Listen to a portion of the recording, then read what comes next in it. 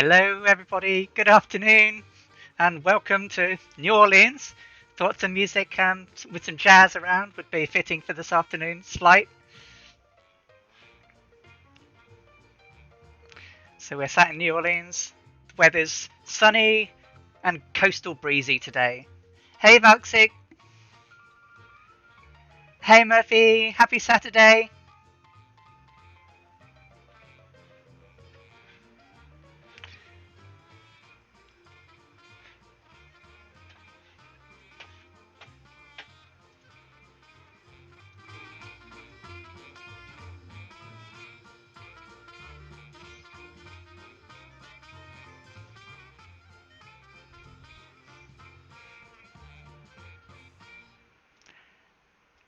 Welcome, everybody, to sunny New Orleans for Leg 4 of the Amelia Earhart Round the World trip.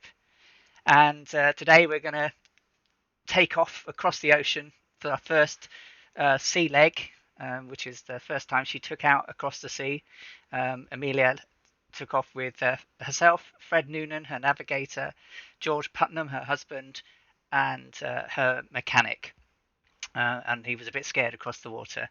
So, we're going to be traveling at our standard 8,000 feet today, because of course that's the altitude they use pretty much everywhere except for the next leg, which was very low when they skirted out, but we'll do that next week. So great to see you all, and we're sat here at New Orleans, and we shall get underway very shortly. I see. We've got quite a few people. We've got Catbat, we've got Tarnish. Welcome. Tortuga's down here on the ground as well. Lovely to see you all. I'm feeling mighty better than I was yesterday and Thursday. So we shall get ourselves underway. There's a bit of a breeze in the air. So and I have been struggling with the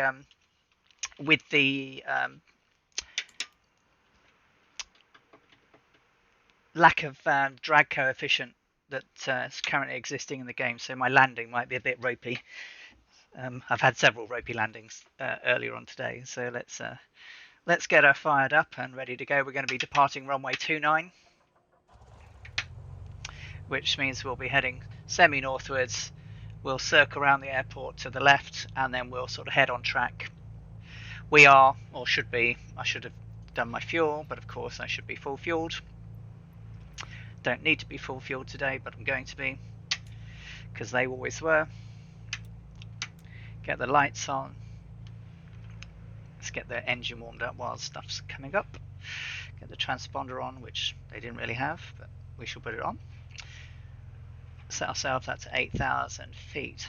Hope you're all doing well today and had a good night after the flight yesterday with Murphy. Wasn't that cool? Scotland was epic.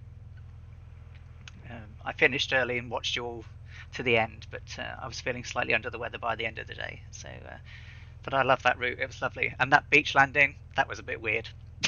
A bit weird and wonderful. Right, let's get my recogs on. And it's a bit warm today. Let's get the vent on. Okie dokie. So, runway 29 is off down to our right. I need to find my Streamlabs stuff. I thought I was really organised, and now I'm not. There we go.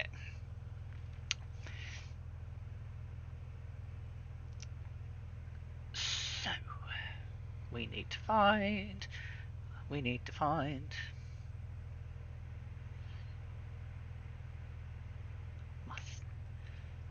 Why have I lost everything? I've had a disaster today. I changed things. Buttons. There we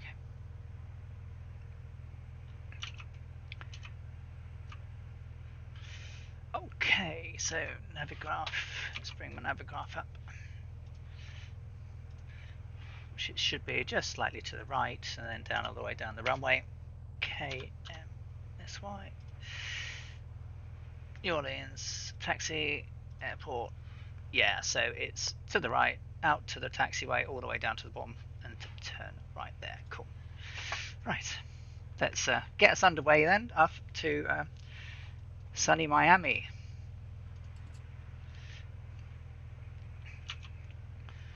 trundle down to the runway. Check for traffic. Okay, we're good. Hopefully the stream will behave.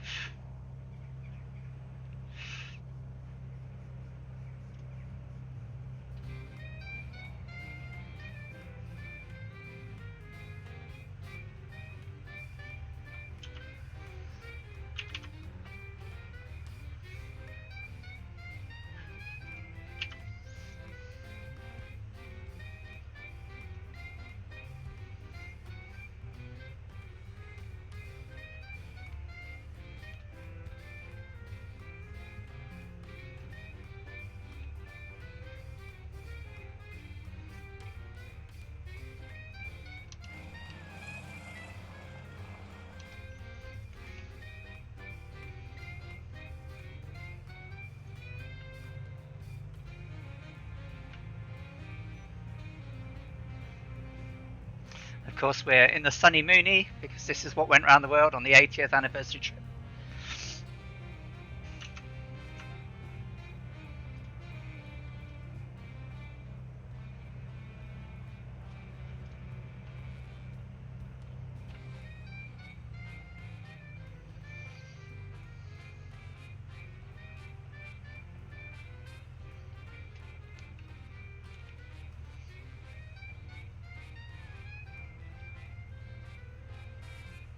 So, hey Tortuga.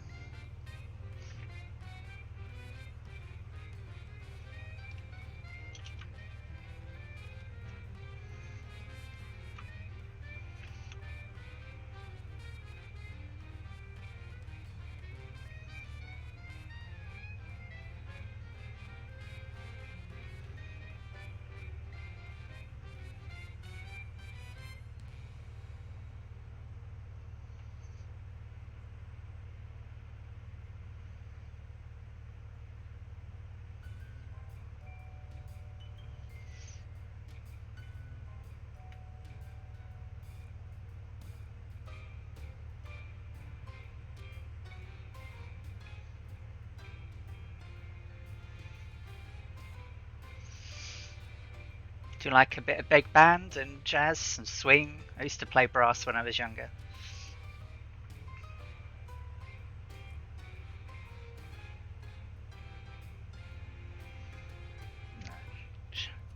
It should be more than enough for us. Oh.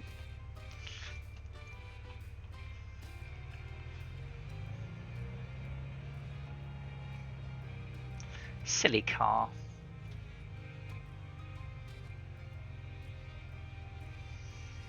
Okay, let's get ourselves sorted up. So landing lights can go on, taxi lights can come off, strobes can come on.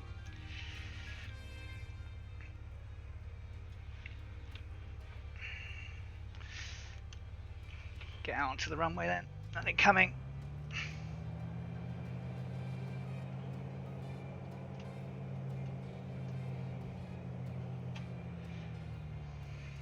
Whee.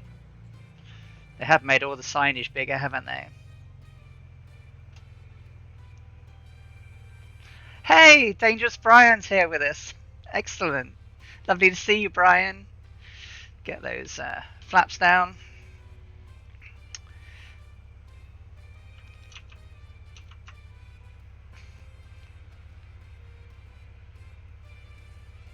Hey, Johnny. Lovely to see you. Hey, Jefferson.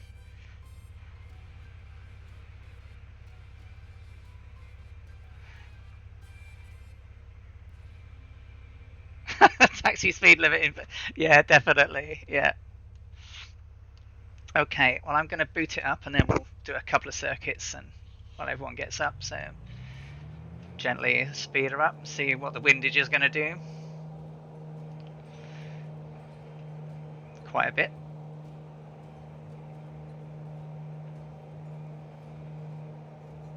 Lots of wind. Crikey. Whoa!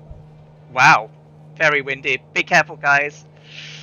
If you've got the same windage I have, that was a bit brutal.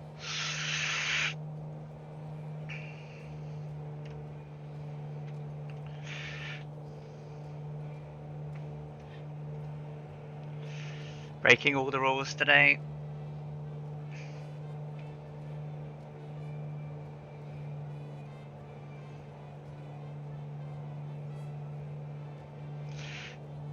Okay, above 300, flaps can come up. Let's trimmer.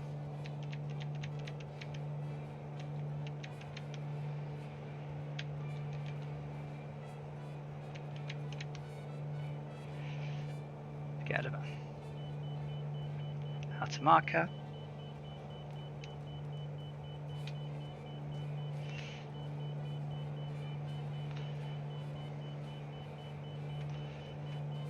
It's funny, it's windy, but there's not a lot of movement on the rudder.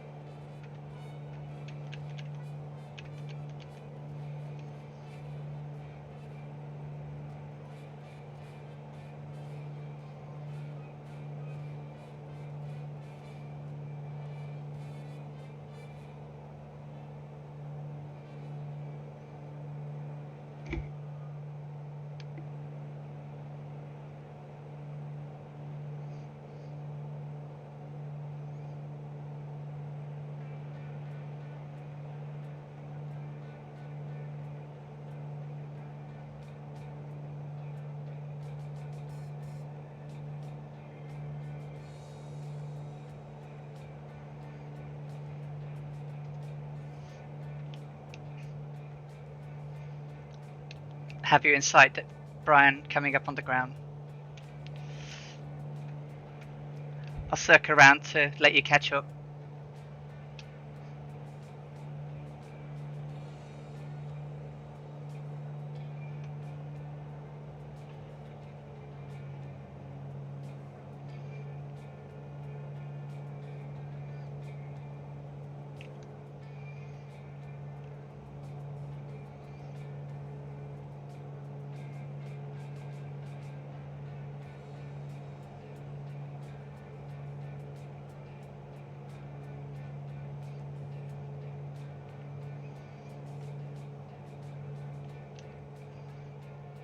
Yep.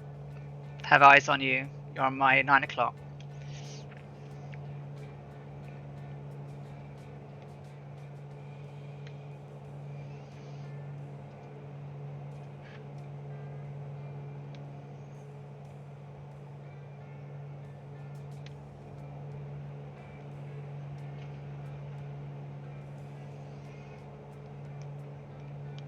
I've tried to get the weather to be around sort of the 23rd of May 1937-ish.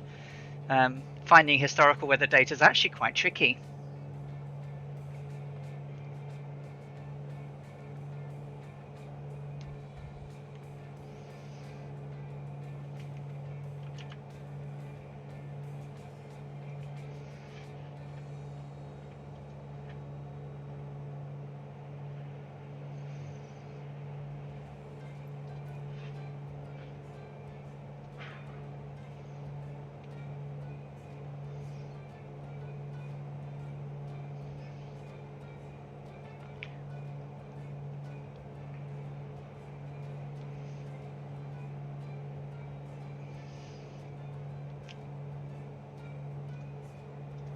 Oh, it's my flight plan's not loaded. Okie dokie. I'm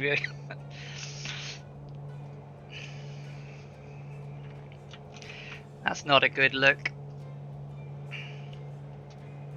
Let's level off.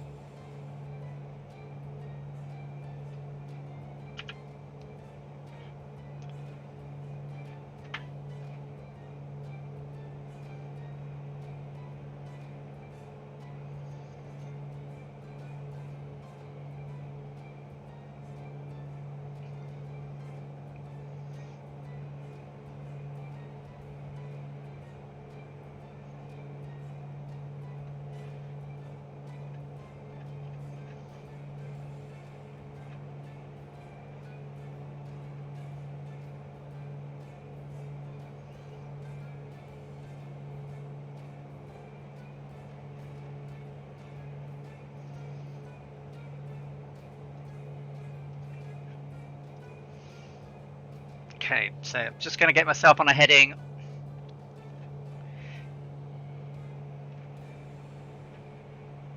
Approximately 100 degrees at the moment. While I'm going to do a direct to Tampa because it hasn't loaded my flight plan, which is not a good look. So just give me a moment while I sort myself out.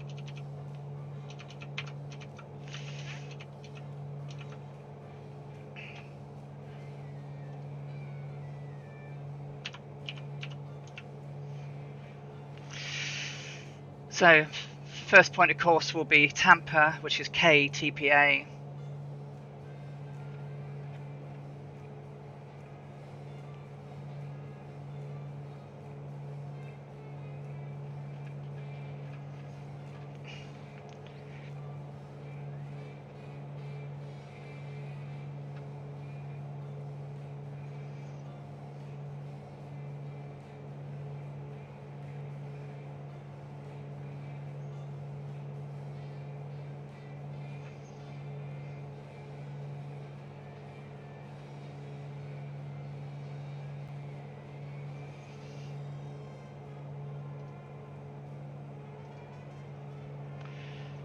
Okay, so pretty much where I wanted to be anyway. Look, so that's quite cool. So let's chug on some nav mode now, so we get up and just check my other route.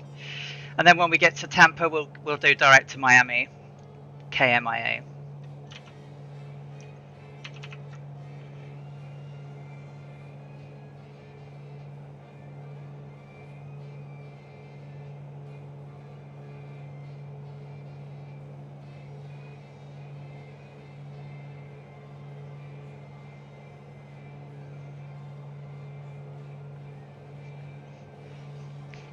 Coffee o'clock. Yeah.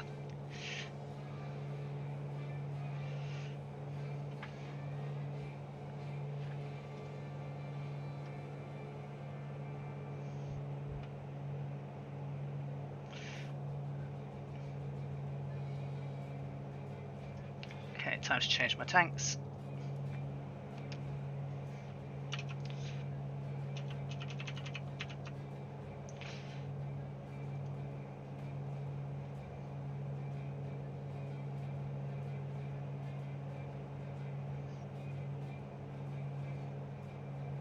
Hey, Technical Al.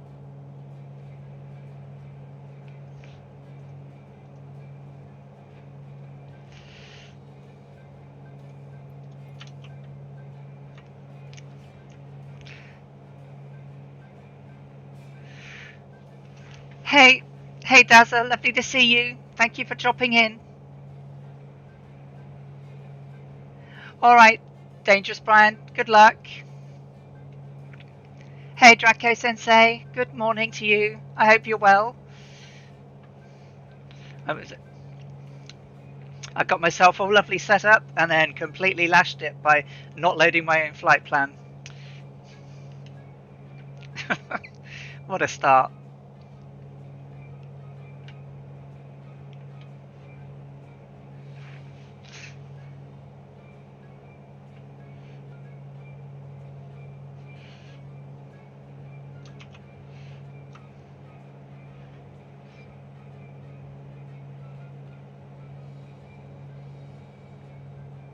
A new PC, Technical Al, that would be nice. I've loved having my new one. It plays so much nicer.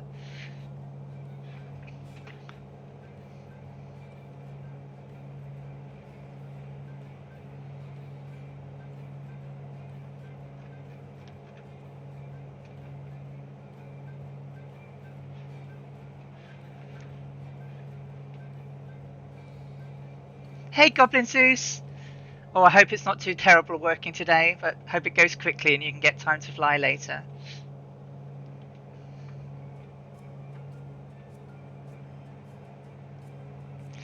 Oh, it had to be the graphics card, didn't it, mate?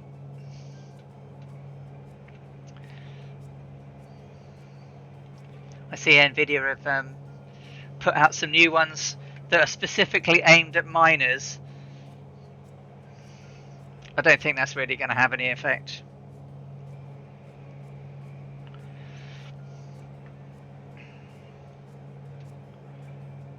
just wonder if there's a way that they could cobble it somehow.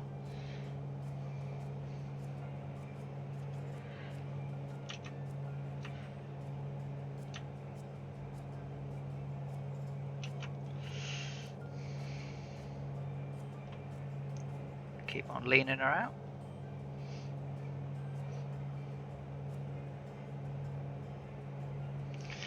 Okay, so just over 405 nautical miles. We've got about 585, 586 miles. That's approximately 3 hours, 13 minutes en route.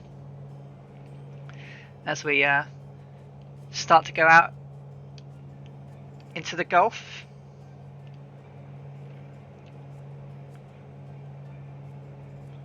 First time I've actually flown out across the Gulf of Mexico.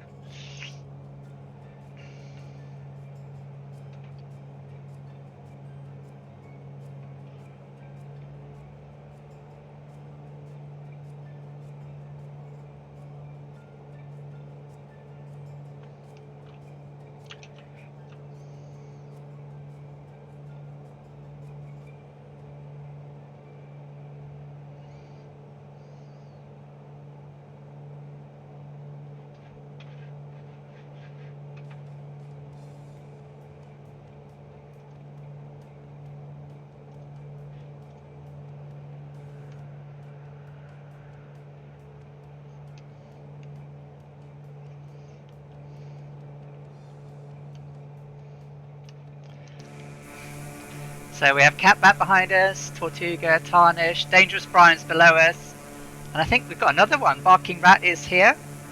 Good to see you guys.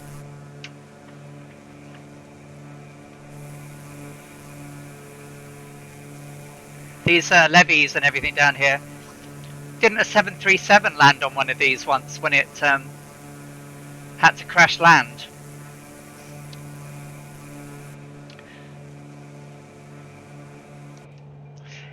Yes, Draco, I do. If you go into the community live streams channel, you'll see that I put my flights up each week, but there's also the main total plan for the entire trip.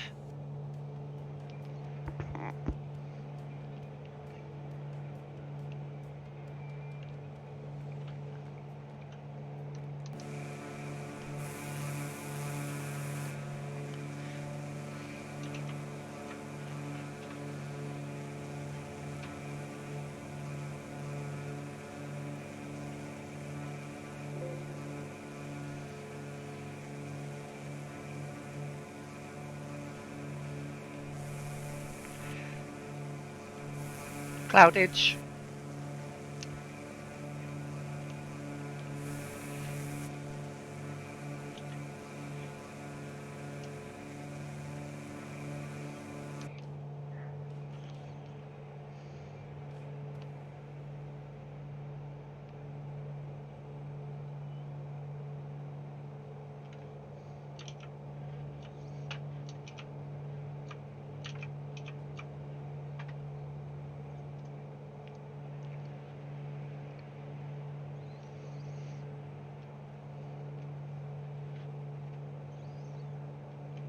Okay, so now we're at cruise. Let's set ourselves down. So manifold pressure at 20 inches. Let's get down to 220 RPM, thereabouts. Lean out that pressure to about 14. Lean out the engine. There, that'll do.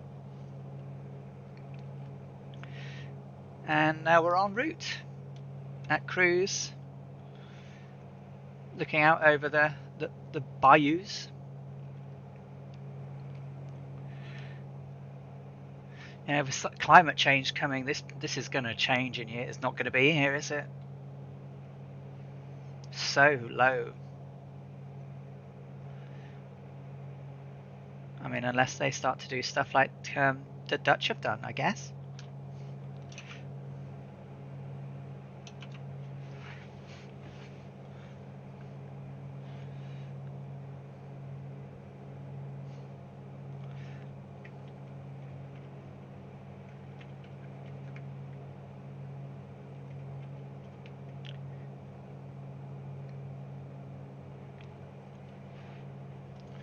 Well, the weather's not as nice in sunny Newcastle today. It's grey and dismal. So we look out.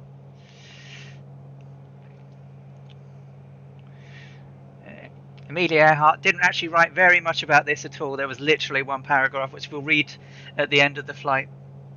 But this was the last leg. They were also loaded up for the first time with their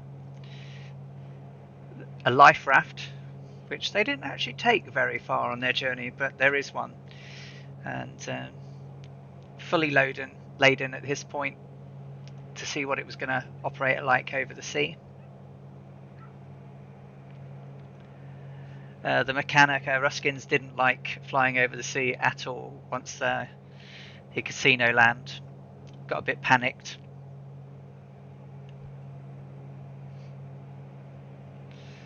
But with having 2 extra passengers on board, Amelia was breaking the rules again. She was technically only allowed to fly herself and Noonan in the aircraft.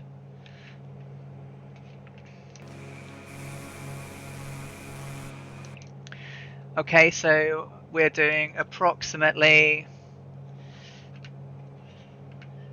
150 knots indicated, 179 ground speed, and we're on a track of 106 degrees towards Tampa. And we are 387.8 nautical miles and 2 hours and 9 minutes to go. So this is going to be a nice short stream this week. Well, when I say short, 3 hours is not short, but it will take into account the big leg for the next journey.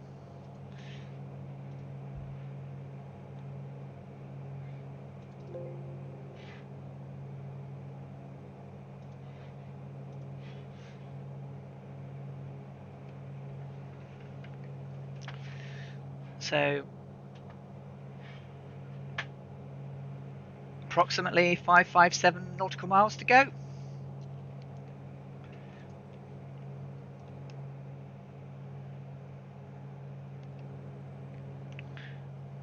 The flight into New Orleans, that was I think that's probably one of the longest flights I've ever done in a GA aircraft. I was quite surprised that I was still able to carry on and not just be totally crashed out.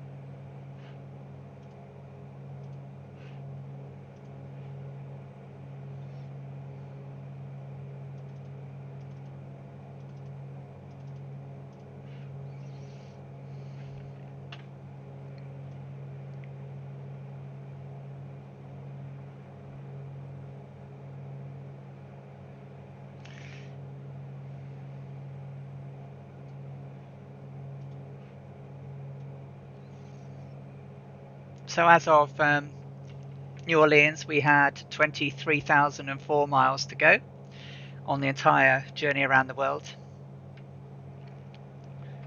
And when we finish today, we should have another 22,410 miles to go.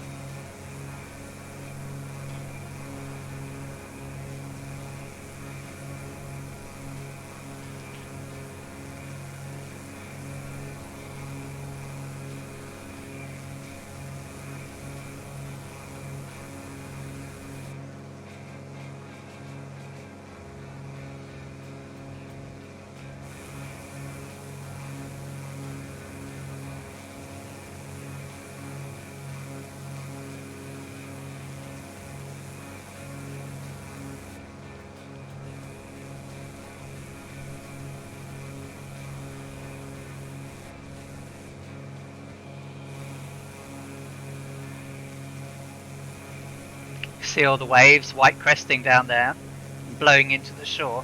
That's quite cool.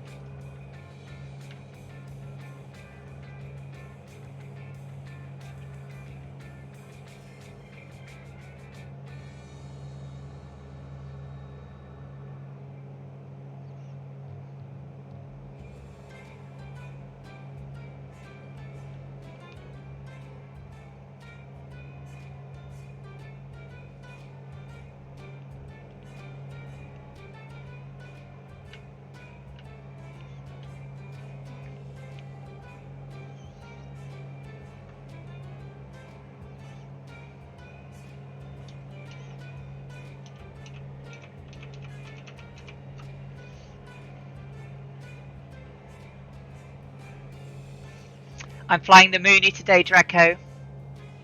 It'll be Mooney all the way, because on the 80th anniversary of her original flight, they flew a Mooney along the same route that we're taking. It was specially modified to have 200 gallons of fuel compared to the 95 we have in game. So I'm going to, on the longer journeys, obviously fill it up so that, but no more than 200 gallons. So we're going to do the whole journey in the Mooney. Also, interestingly, despite the differences in time between the two aircraft and the Electra being somewhat bigger, with its fully laden weight and cargo and extra fuel, it also did the same sort of speed at the same altitude that we're doing it at. So roughly it's going to take the same amount of time that she would have taken on each leg. So method in the madness.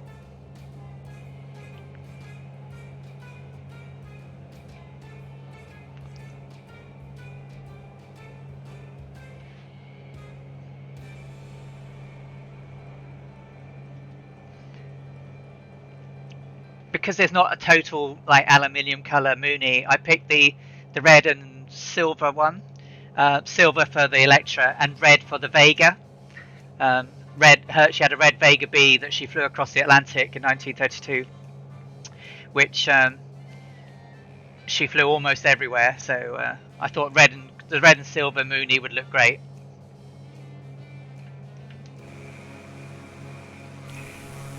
There we go, guys.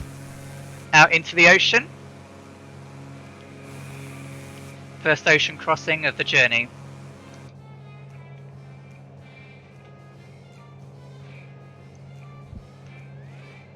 So from when we get to Miami, the next flight from there will be across the Caribbean down to Puerto Rico. And then from Puerto Rico, we'll fly down into Venezuela. And then from Venezuela, it's down into the top end of Brazil. And then eventually we'll stop at Natal before we then do the transatlantic crossing into Africa. No problem, Draco. Any aircraft's fine. Just lovely having people flying along with me to keep you company. You know, I was going to do this whether anyone join me or not, but it's brilliant having people along.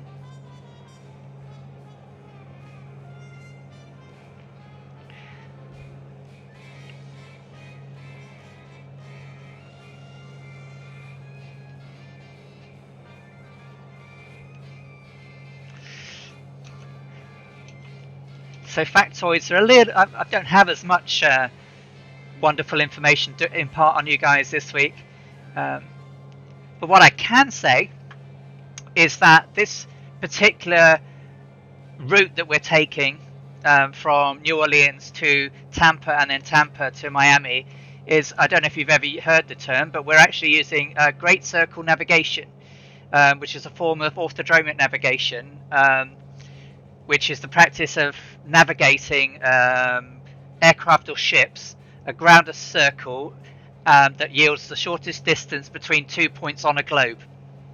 And that's the navigation methods that Noonan was using to get them where they needed to be. And when we do the Africa crossing, it's going to be particularly interesting, because he wasn't as accurate as they hoped. So yeah, I am not a mathematician, so I can't even begin to explain how you work out the spherical trigonometry to work out the points. But if you look up Great Circle Navigation or spherical trigonometry, you'll see the wonderful equations there. But basically, yeah, that's what we're flying today. So it's like following. It's basically to make the shortest distance rather than going direct.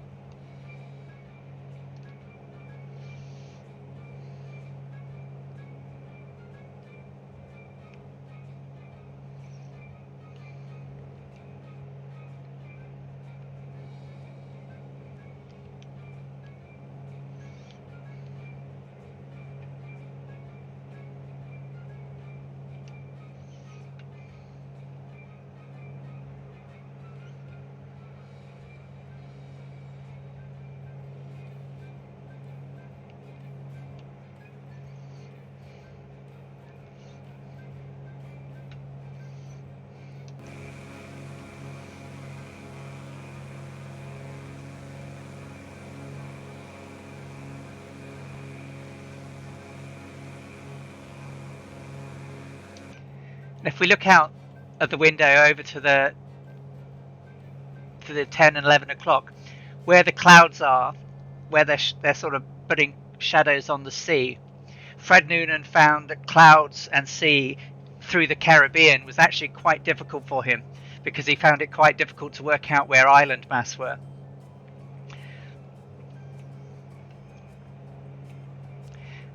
So they had to fly quite low on the next leg, just to be sure that what they were looking at were actual islands and not cloud shadows.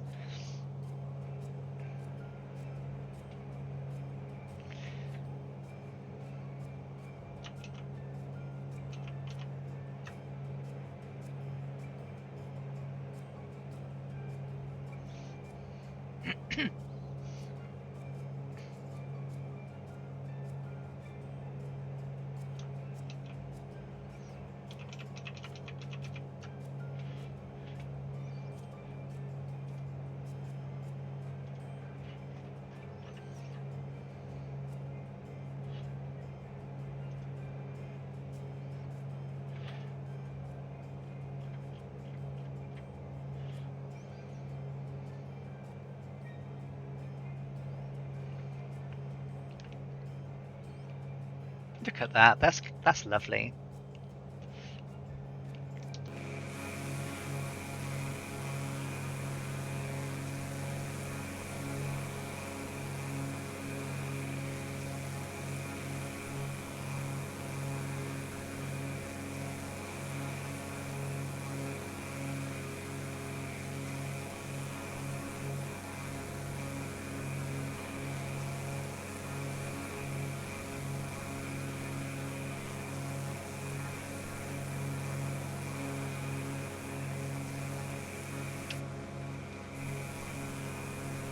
And there's Tarnish and Dangerous Brian, Catbat, Tortuga. And trying to make sure I get pictures of you guys.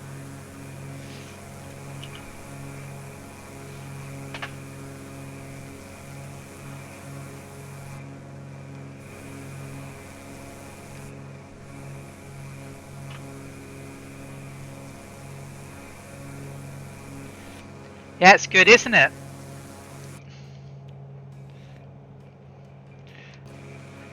And of course, we're seeing things out here now that she would never have seen. Oil rigs.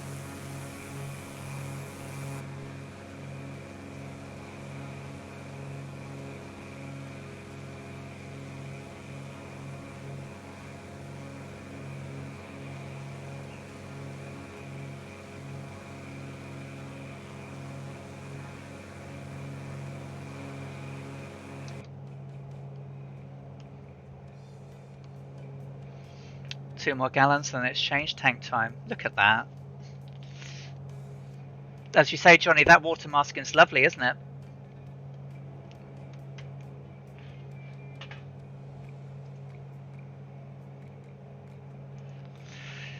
Be good to have a fly around the Great Barrier Reef. Wonder what that looks like.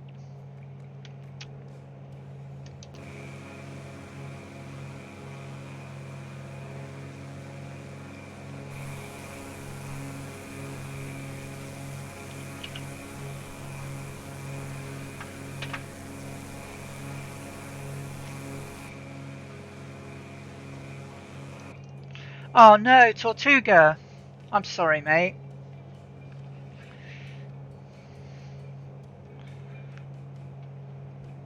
Yeah, I had one. I had two on my last stream. One as I was taxiing, and the second one was like 5 hours 55 minutes into it. So the game didn't record any of the flight until for the last. It only caught my last 29 minutes. Oh, it's a shame. I tell you what I have done is I've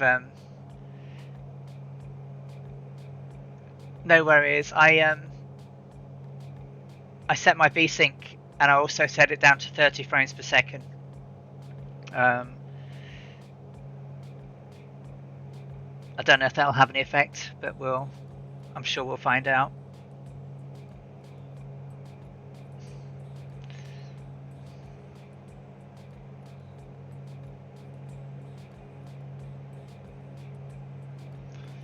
Okay, we are 340.4 miles away from Tampa.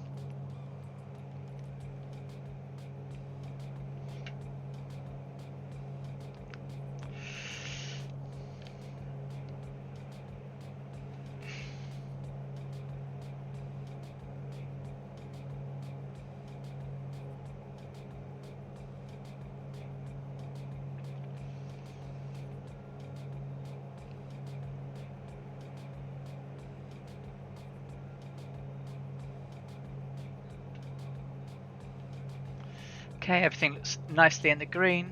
We're doing just shy of 155 indicated and 180 ground. Tracking 107 still.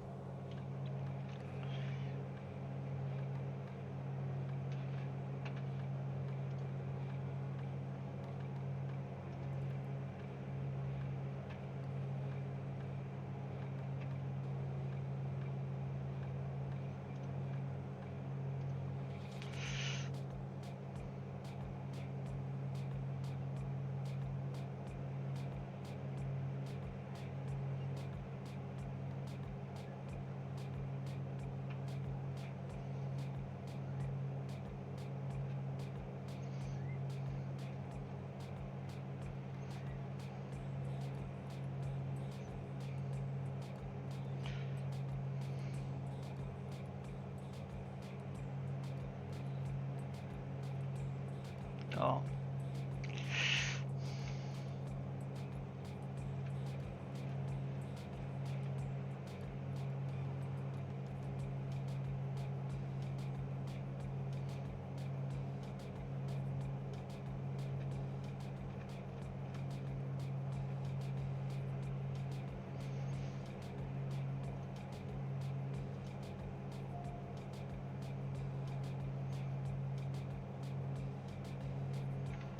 Oh, you silly aircraft.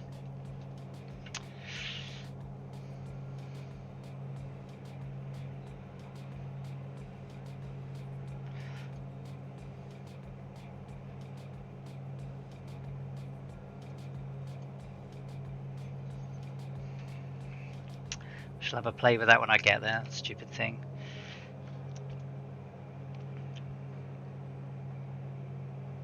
The G30 mod's not working very well.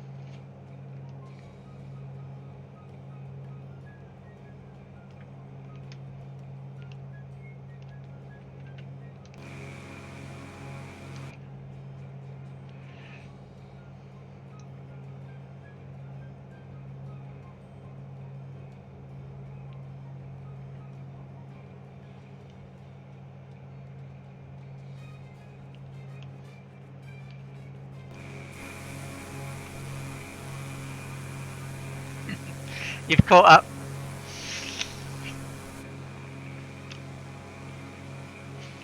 Okay. Can hardly see any coastline behind us now.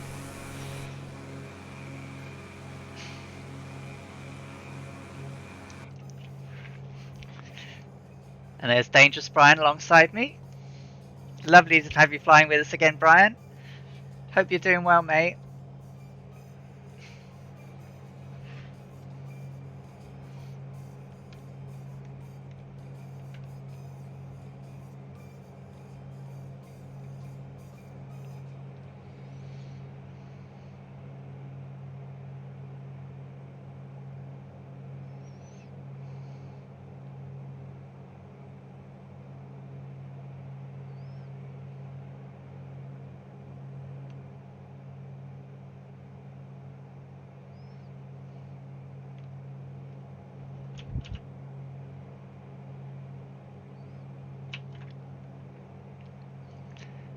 Yeah, but changing those VSync settings and setting it down at 30 frames per second has made certainly taken a load off of the GPU.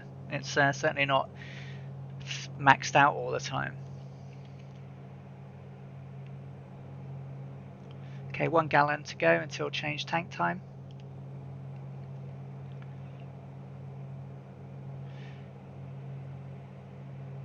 One hour 49 minutes to go. Looks like we've got a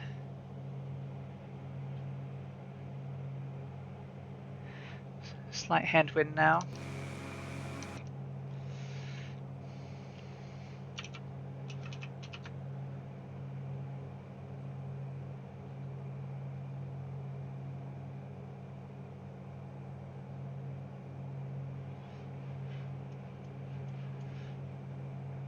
So if that wind keeps up,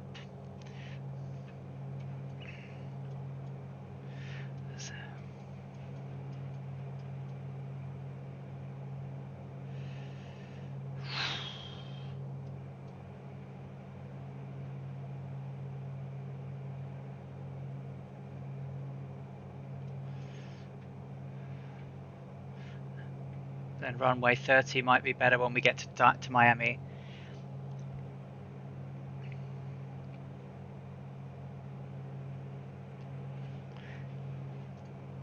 Is that a question for me, Catbat?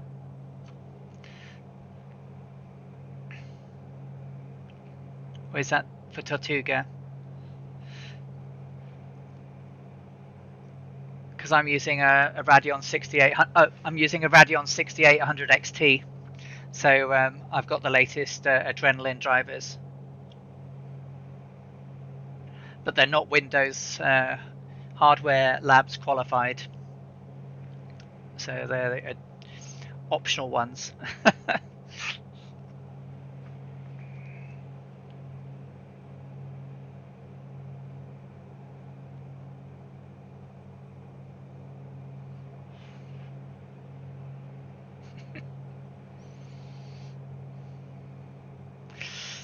Yeah, I wasn't too fussed whether I had an AMD graphics card or an Nvidia, but as you know, they're like rocking horse doo-doo.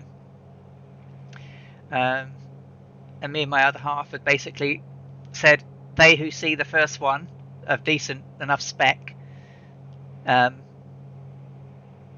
basically add it to cart and buy it as quickly as possible. And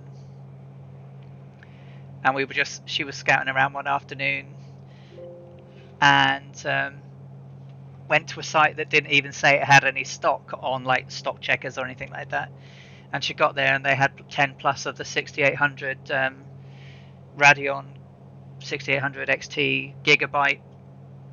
So it's got 16 gig of RAM. It's overclocked. It was a little bit overpriced, but it wasn't too bad.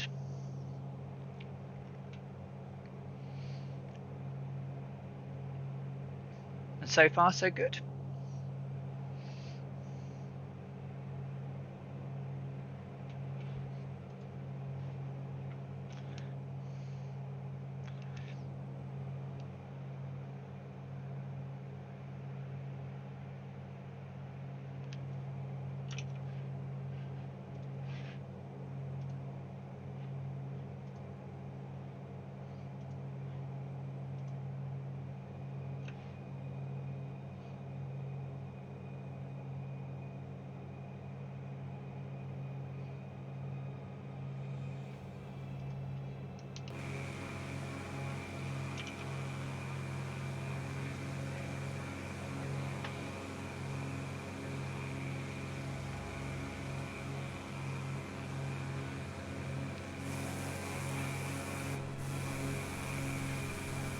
There's a tarnish.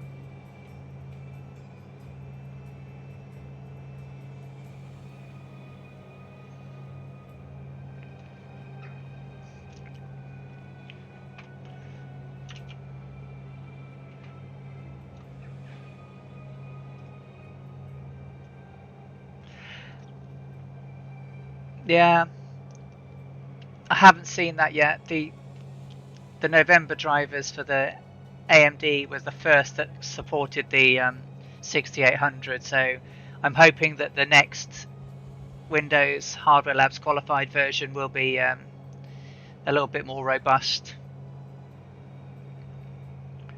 But certainly the FPS gains that I've had since the last two additional driver updates, the optional ones, they've been quite significant. So I think they're dialing it in. There's tarnish off my left wing. Sure. See if I can get a nice screenshot of that. There he is. Look at that. Nice flying there, tarnish. I do love the TBM.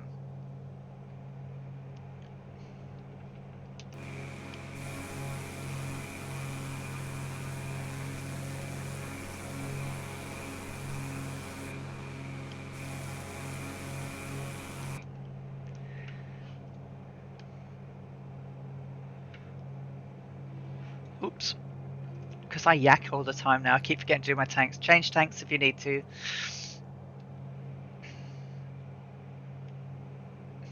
So I'll be bearing off to the left.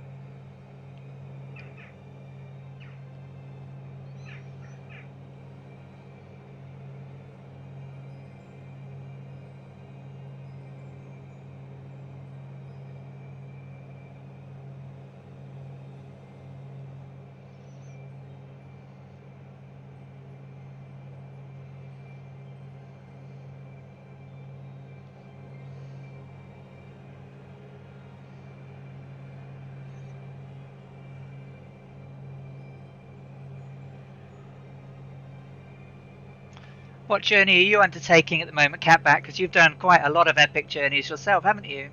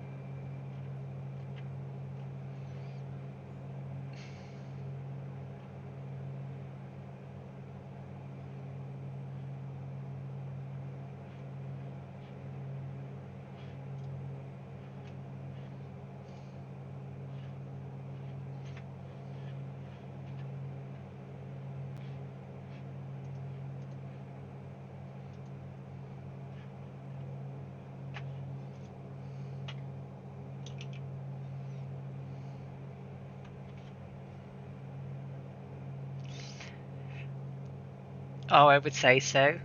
In the Cub, crikey. So you're doing lots of bush flying when you're out there.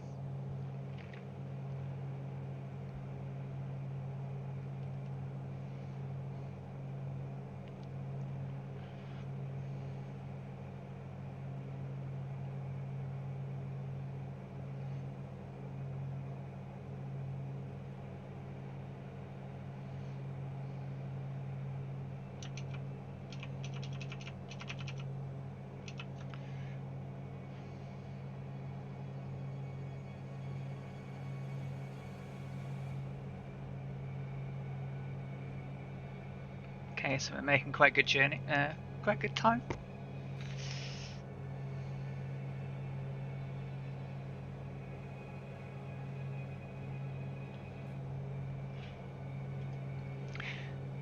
Have you tried that, the ultralight short takeoff and landing?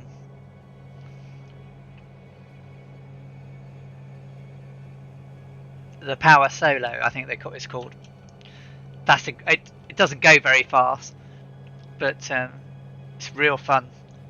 I flew around Newcastle this morning to have a look at all the scenery there. Whilst it's not as good as London and places, the bridges are there, which is and the Angel of the North is there.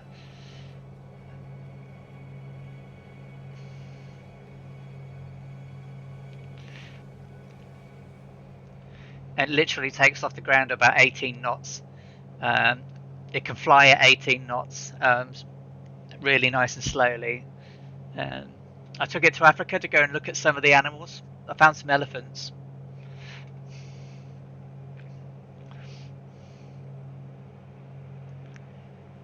Yeah, I might have to try that gravel.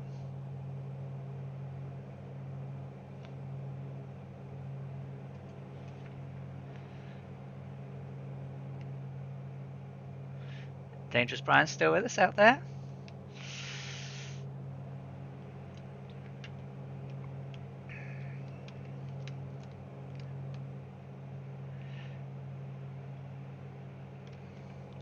Yeah, these journeys out across the sea are going to be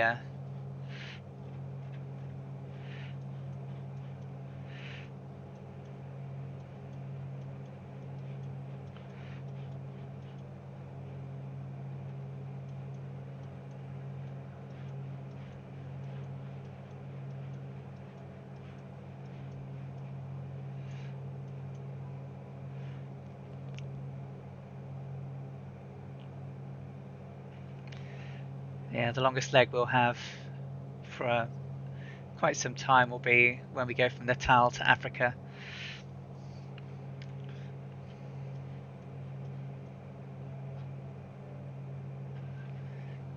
Which is some 1900 miles. And that's not even the longest one.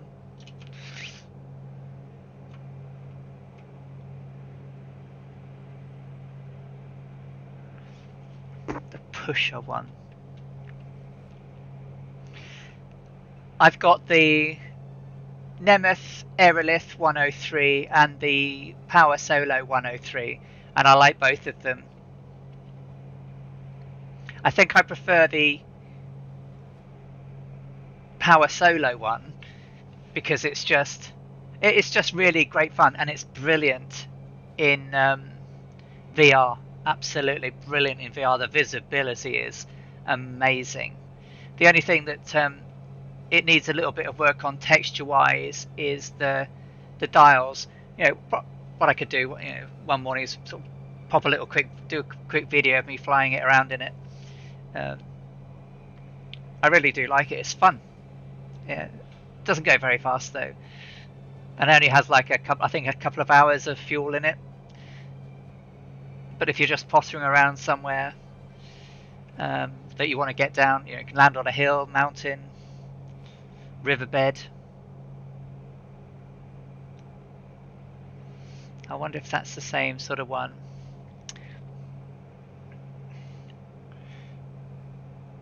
The pusher one I definitely have.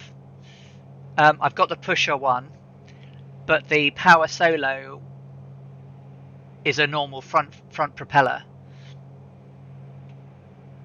Looks like it's got a bit of a Lego block engine. They're both good, Technical. They're both good. I think the Power Solo is a bit more forgiving on landings, and it's got really big bouncy wheels, so if you want to chuck it anywhere, it's quite good. I'll pop a video up of me flying in it later on for you, just to show you what it's like a 10-minute sort of, you know, show you around it, take it up and post it on Discord. I can also do one of the Nemeth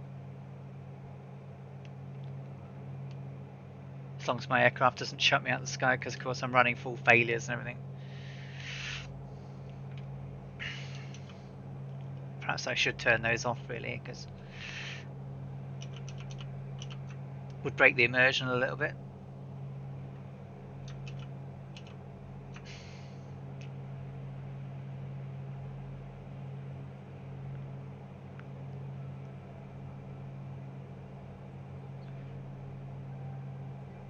Oh, cool. Is that the one with the sort of like the rope winch launch, Goblin?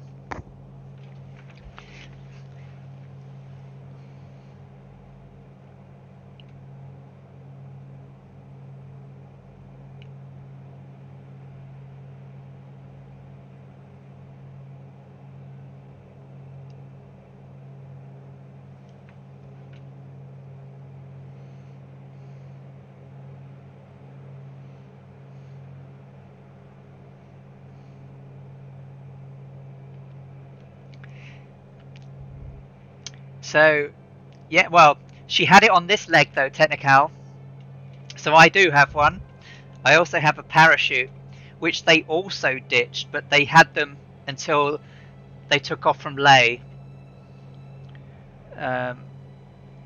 She ditched her life raft at Miami, and ditched her parachutes at Leh, which was should have kept the life raft.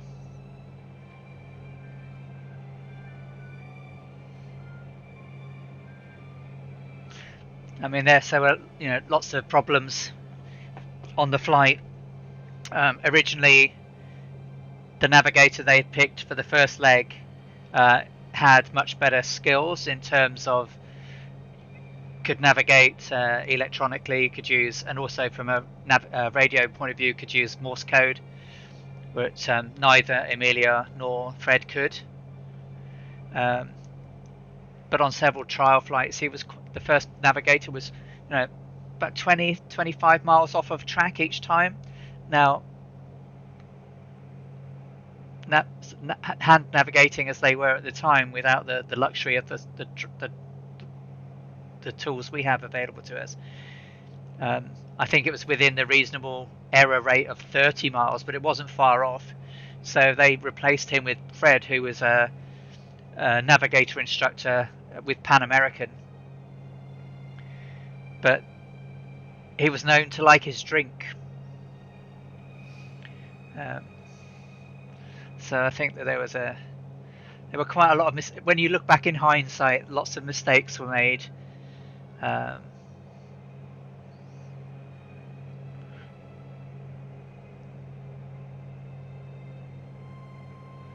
Cool, that sounds cool, Goblin Zeus.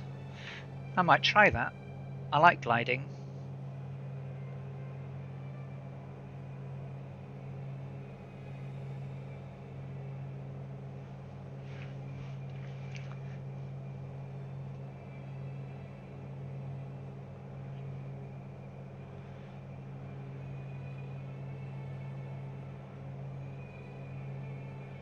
Yeah, so Fred sat at the back of the aircraft, behind the fuel tanks, in quite a small space, and there was one of the only open windows was in the back, and he had a box with all his sextants and everything on, and he would navigate using celestial navigation out of the back of the aircraft, which is quite impressive.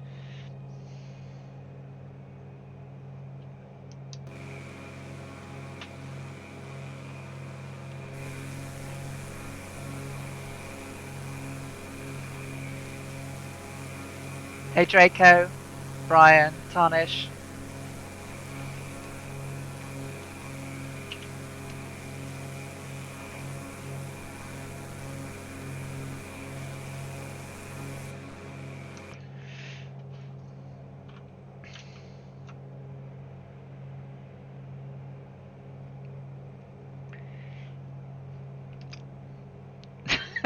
Rental power was most definitely engaged, Draco. Lovely to see you.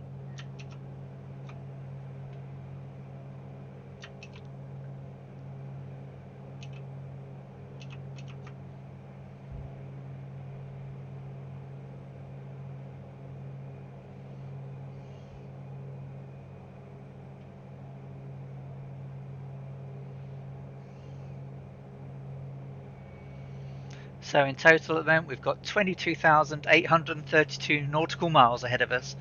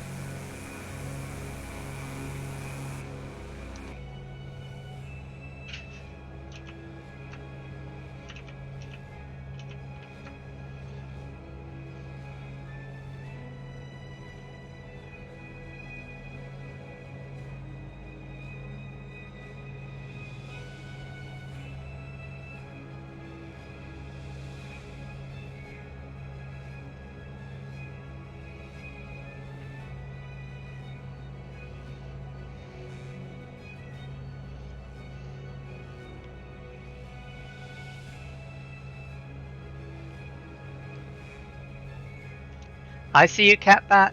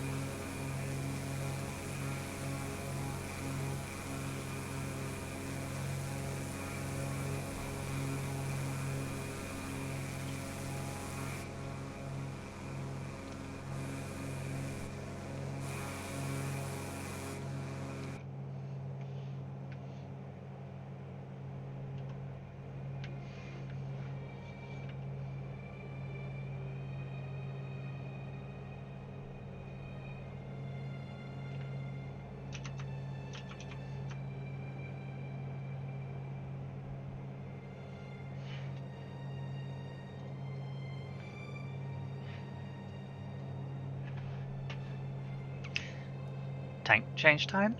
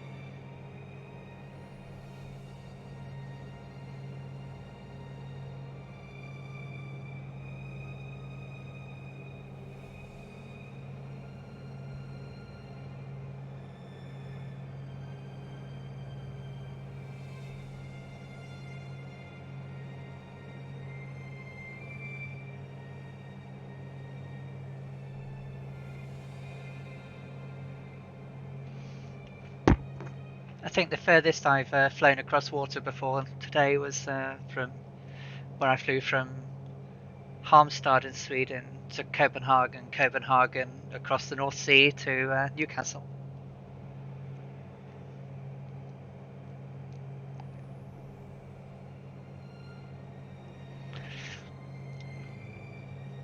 Whereas Catback, you've traversed the Pacific and everything.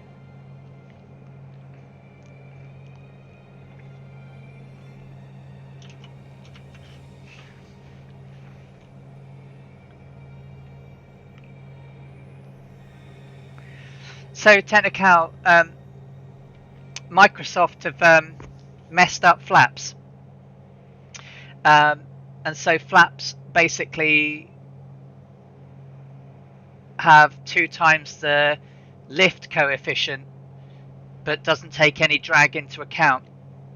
So if you are fully landing configured and come in, you glide or you balloon a lot, and it's a little bit odd, and certainly I think it's worse on low wing aircraft. If we've just disappeared, just leave it for a bit and we'll probably come back. So the servers have sort of boundaries that are all hidden, so sometimes people cross them.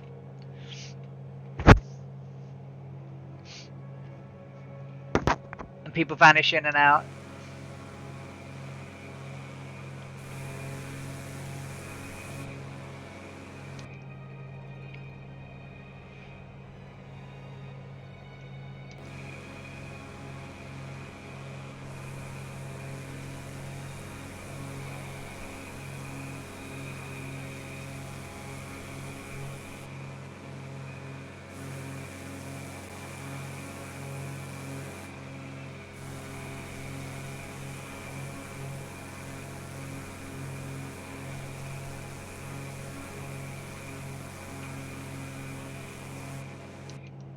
I'm sure you'll all come back.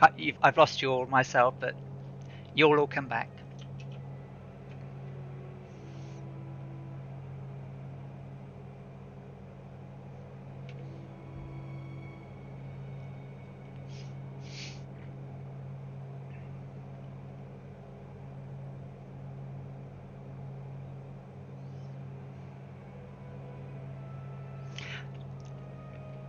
I have the CJ4 working mod, but I haven't tried it. But I do use the G1000 and 3000 mods.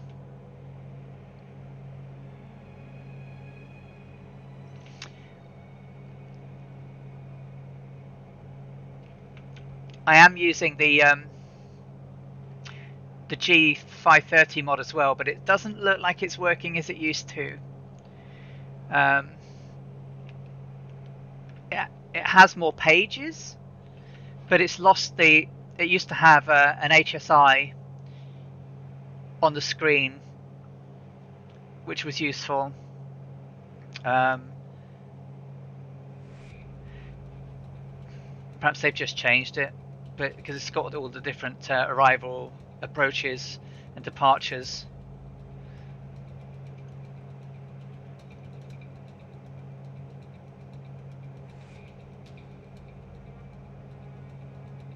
So no, it looks like it is working, but they probably changed it. I used to like it with the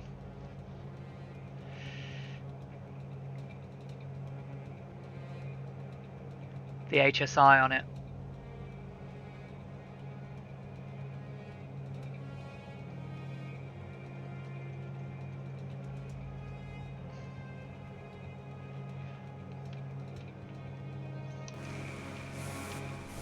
Aha, you're all back.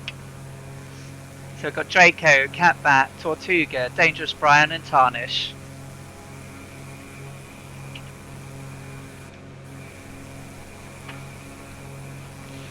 Get some screenshots of you guys to post later.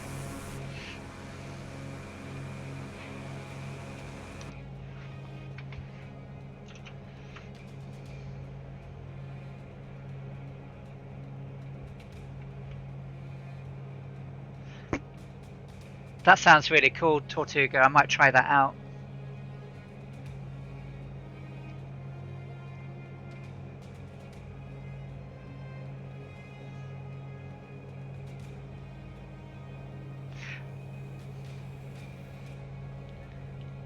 I'm pretty sure they will, Catbat. I'm pretty sure they will.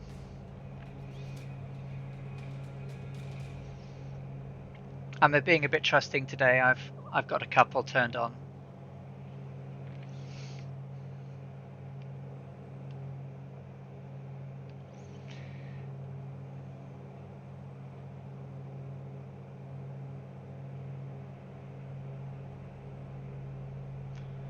Okay, so we are 1 hour 12 minutes from Tampa.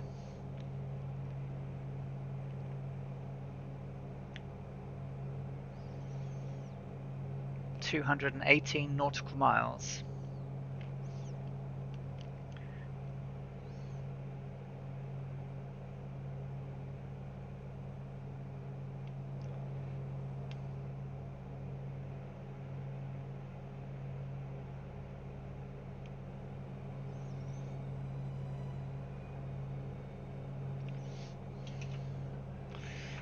Yeah, so for the ballooning issue, the flaps issue, they issued an announcement yesterday to say it was a known, and they were thinking about hot fixing it, but they're not going to until the next, is it Sim 3 update at the beginning of March, which is quite some time actually, because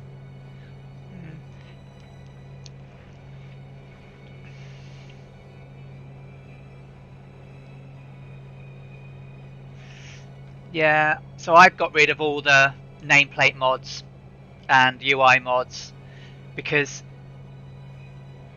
they were causing my coherent GT draw issues. I've not had a single one of those since.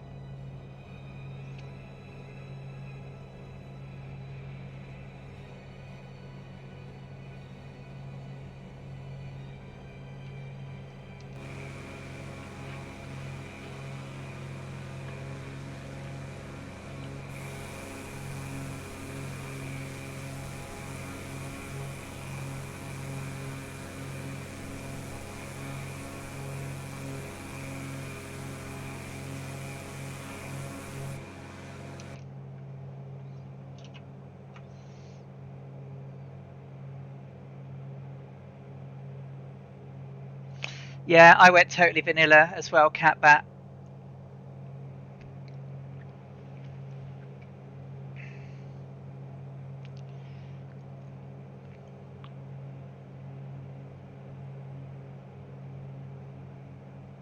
It's weird, isn't it? That, yeah. I took it off, didn't get it. Put it back on, got it. Took it off, never got it again. So it was a bit too much of a coincidence.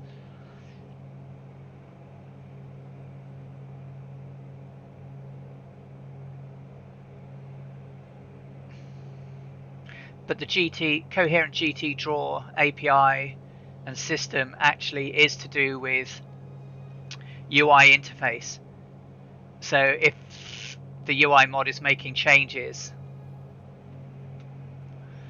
to the UI, then it's possible it's interfering with systems that the coherent GT draw uses and just has a memory leak.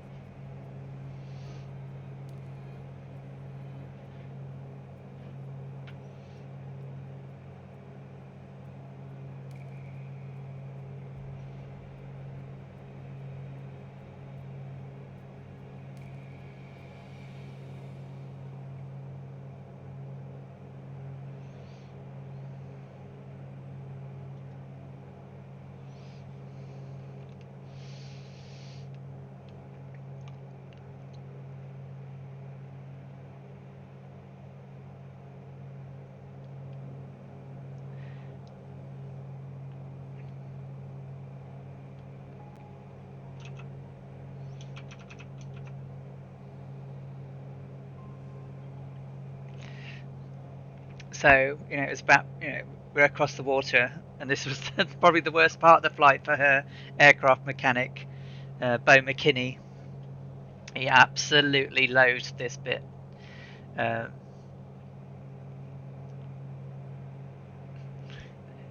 It was Bo's first considerable overwater flying, and I'm not sure he was very enthusiastic about it, Amelia wrote.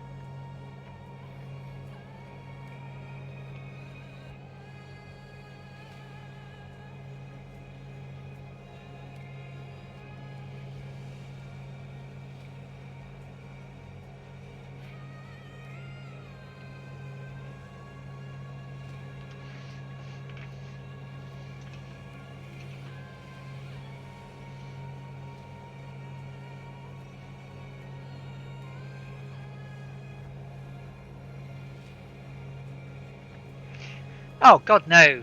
Yeah.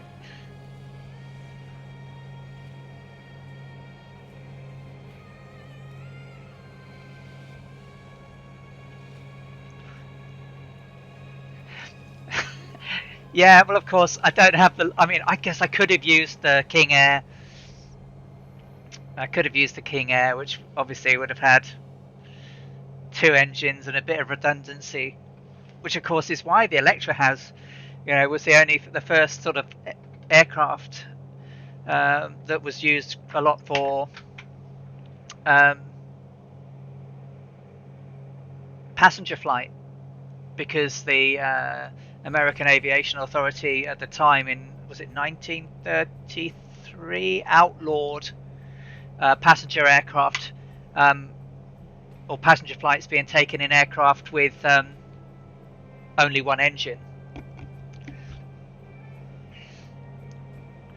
But the Mooney did it. The Mooney has done this journey. I believe it's done it twice now. Hey, Cold Nigel, thank you so much for the follow. Lovely to have you on board. So we're over the Gulf of Mexico this afternoon on leg 4 of Amelia Earhart's Round the World flight that I'm recreating, flying in a Mooney Ovation M20R, which was used on the 80th anniversary flight. And I'm simulating having 200 gallons of fuel, which is what that aircraft had at the time. And we're on the leg from New Orleans down to Miami, overflying Tampa. And next week we'll kick off the main event, which is the flight across the Caribbean.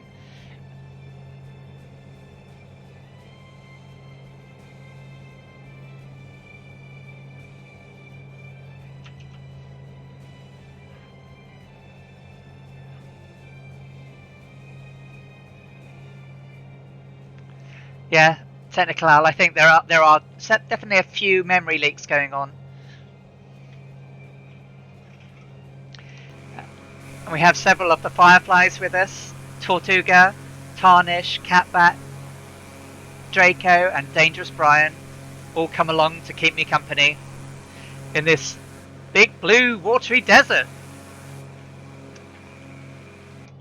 Which is the first time that Amelia took the Electra across any substantial water on this part of the journey. Obviously, she flew across the Pacific from San Francisco to Hawaii on the ill-fated first attempt on her flight, where she crashed at Ford Field on takeoff.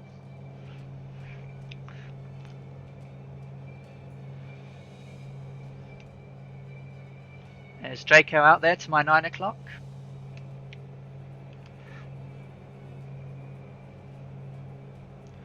We have 1 hour, 3 minutes to Tampa, 190.2 nautical miles, 1 gallon left before we need to switch tanks and equalize. Everything's in the green. We're flying at optimal cruise altitude based on the calculations I did for this flight.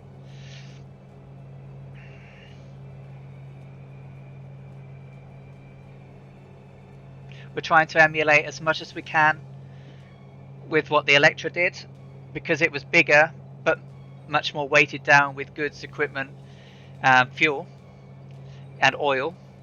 We're approximately doing the same sort of speed, same sort of height, same sort of time.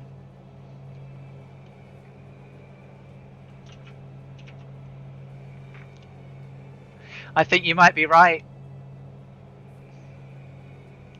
On this part of the journey, they did keep looking out, Amelia and Fred, trying to see.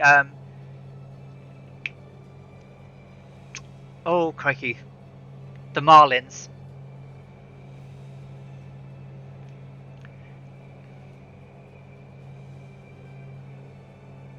Just don't think about sharks. We have to worry about those over the Pacific.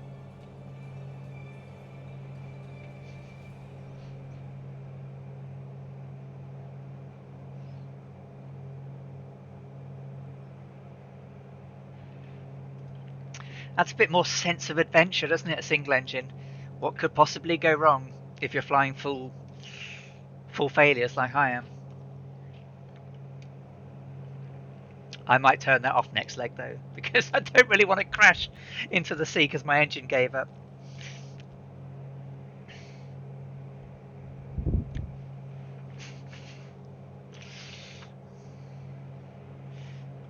The ICAO for Tampa is Kilo Tango Papa Alpha, and from Tampa we'll head down to Miami, which is Kilo Mike India Alpha.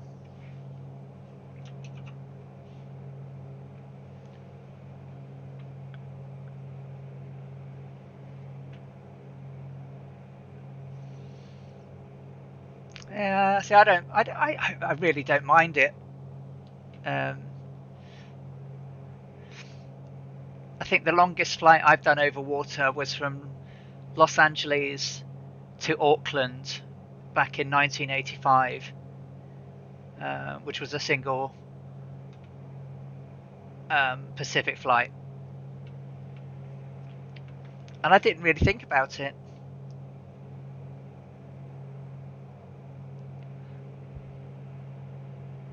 And then I've flown from Shanghai to Melbourne, though obviously not.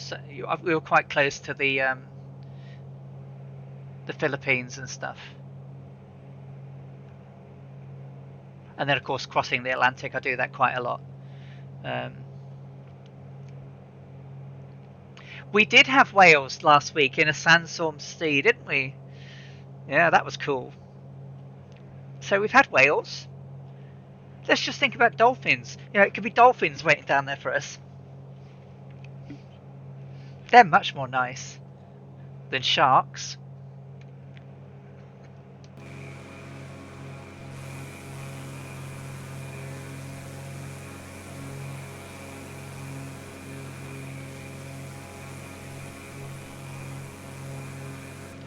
Now I think we're fine. Couldn't see any.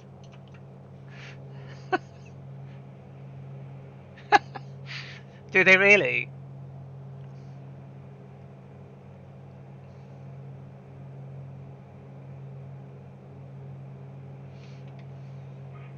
I've only ever seen them from in front of a boat. When I was at Kaikoura in New Zealand, I went out to see the whales. Hey, Stairway to Bacon, happy Saturday. Lovely to see you. Thanks for popping in to see us on our way to Miami. How you doing? You good?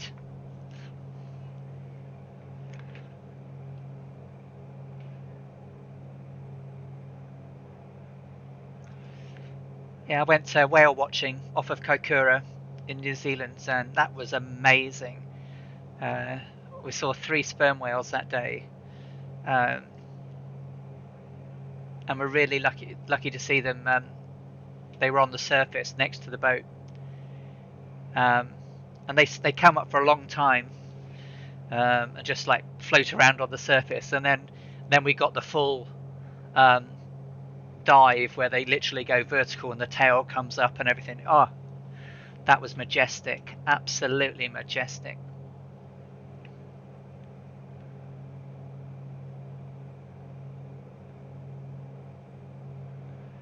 We are landing in Miami, yes. via Tampa. So we're currently across the Gulf of Mexico, slightly off the track of my track, but we're heading for Tampa. And then from Tampa, we'll direct down to Miami. Hey, Colonel Foot, good morning to you. How are you doing?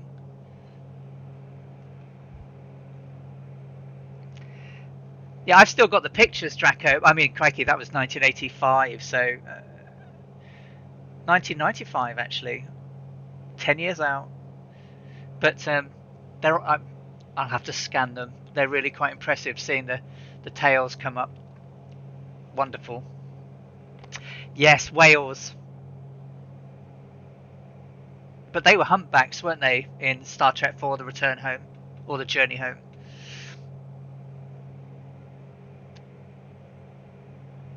These were sperm whales, and they would dive off down to the bottom of the ocean and feed on giant squid, which are very prevalent off of the coast of New Zealand at Kaikoura. You're awake. Coffee, coffee, coffee.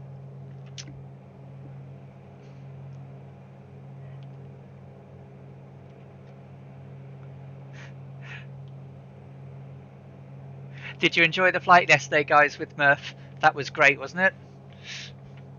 Scenery was just splendid.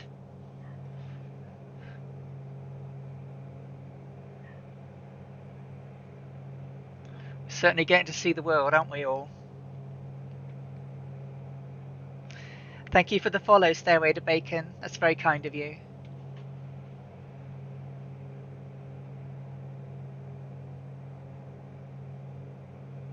I just love our group flights. I just love flying with everybody's. Sometimes I go ahead and do my own thing, but I just like being on the same route with everybody.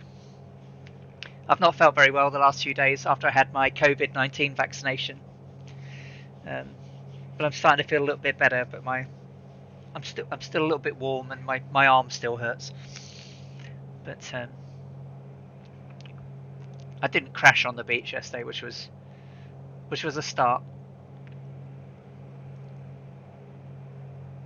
I will fly over Edinburgh later. Yes, my first one. Yeah, I got the AstraZeneca jab on the 17th.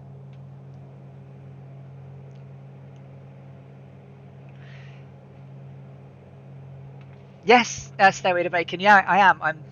This is the 4th leg I've done. But we're doing the whole journey, and we're doing it in a Mooney ovation, which is what they did the 80th anniversary flight in, which was heavily modified to have 200 gallons of fuel on board. So the in-game Mooney only has 95 gallons, so on the longer journeys I'm going to have to cheat a little bit in flight and refuel, but I won't use any more than 200 gallons. So we're going to try and follow that route all the way around the world. And when we're actually going to land at Howland Island, where Amelia and Fred sadly didn't reach, and our very own scenery designer Jefferson 2001 has designed the Earhart light, which was built on the island in her memory, and he's just done it as it was when it was originally built, so it's not in its dilapidated state as it's today. And we'll park up next to it, and we'll think of her and Fred when we get there. Yeah, so the Mooney is a great one. Fuel management's pretty good. I keep yakking away and forgetting to do mine, so let's no one saw any of that. First of all, yeah, the management and range is pretty good, and also the speed. So the speed and range is basically roughly what you could get out of that the Electra. So yeah, always on the floor. I keep Yeah, it's like I'm spending my time yakking to you guys, which is great. But I keep forgetting. I'm normally so good at changing my tanks. I'm terrible today. My flight plan didn't load properly. My waypoint went wrong.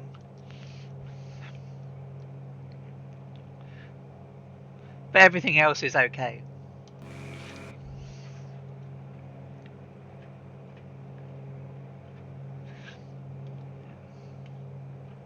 Flying along 8,000 feet. Oh, I haven't booked Whack-A-Mole. I haven't booked my route in, I'm afraid. But I will type it for you. We're going from... I think we're going from Kilo Mike Sierra Yankee. Yep, so Kilo Mike Sierra Yankee to KTPA to KMIA.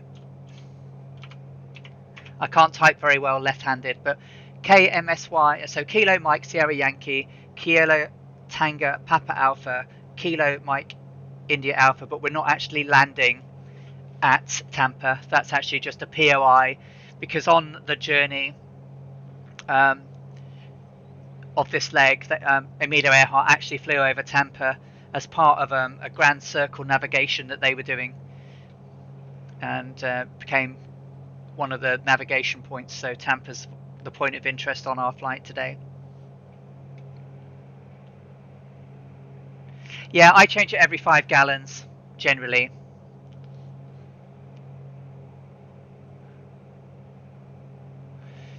We're currently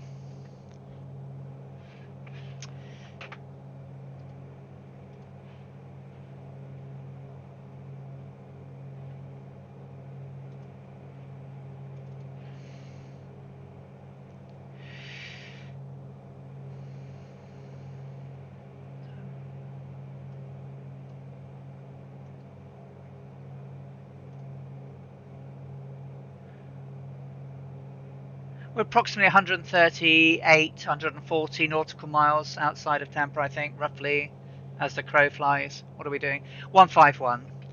So 151 miles from Tampa. And then when we hit Tampa, we'll do a direct to Miami.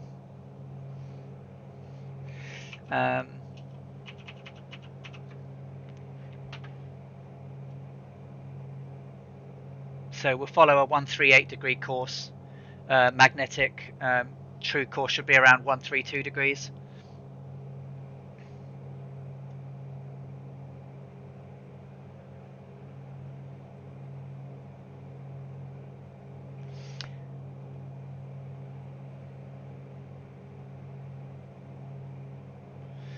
And it should take us about 1 hour and 1 minute from Tampa to Miami.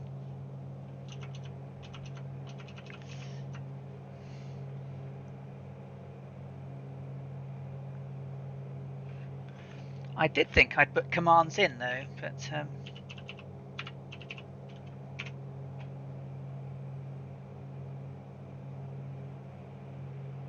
obviously not. I'll check my bot afterwards. Hope everyone's having a good morning, afternoon, good Saturday. I had quite a good breakfast because I knew I wouldn't get much lunch.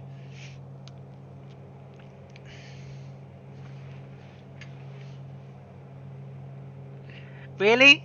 Oh, I don't know. It's hard though, this leg, because I guess I'm trying to be chatty because there's not much to see. We've got Tortuga with us, we've got Catbat with us, we've got Dangerous Brian and Tarnish, and we've got Draco out on the left wing. But pretty much it's just water and clouds. And it was the leg that Amelia wrote the least on in her diaries and notes. And she also didn't do very many radio navigation checks, so she didn't write a lot. So, whereas on the other journeys, I've been able to relay the messages that she used, read some of her writings from her diary. But literally, I have one paragraph to say at the end that she wrote when she landed. but there'll be much more on the upcoming legs. Whereabouts in America are you?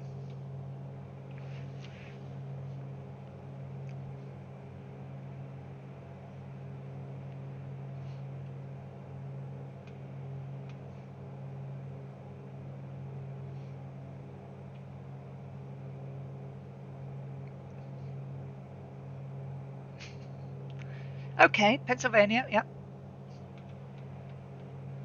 I spent a lot of time in Ohio, which is not too far away. But the sports teams are quite rivals, aren't they? Certainly the baseball and the football. I think the rivalries are the Bengals and Steelers, and Reds and Pirates. Was that?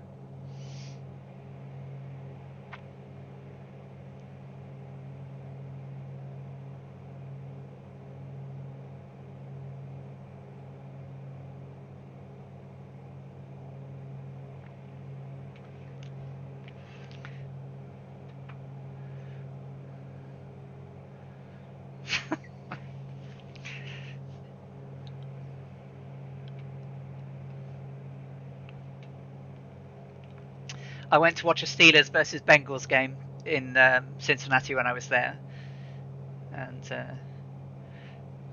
that was interesting with all the swirling yellow towels.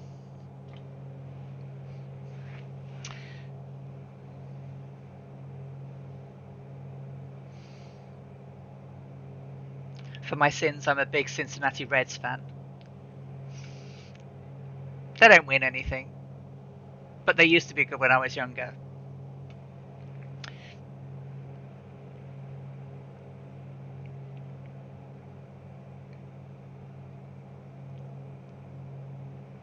The terrible towels, that's right.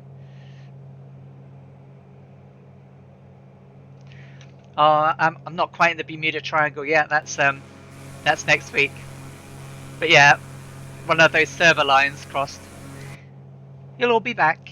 You'll all be back. It's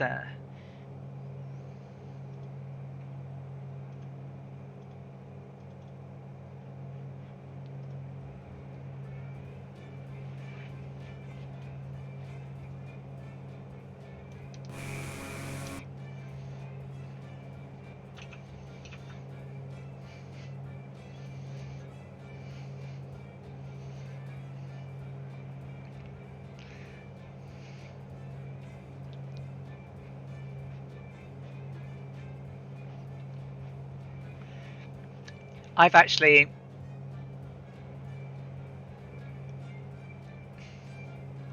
yeah, I'm looking forward to going down the Caribbean next week. So next week we're flying from Miami to Puerto Rico. So that should be cool. And then the week after that, we're going from Puerto Rico to Venezuela.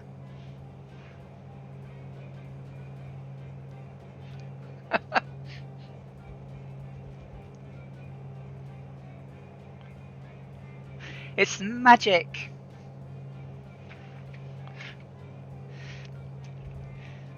This piece of music on Epidemic Sound is called the Lindy Gals. And of course, Amelia Earhart's nickname that the press gave her was Lady Lindy.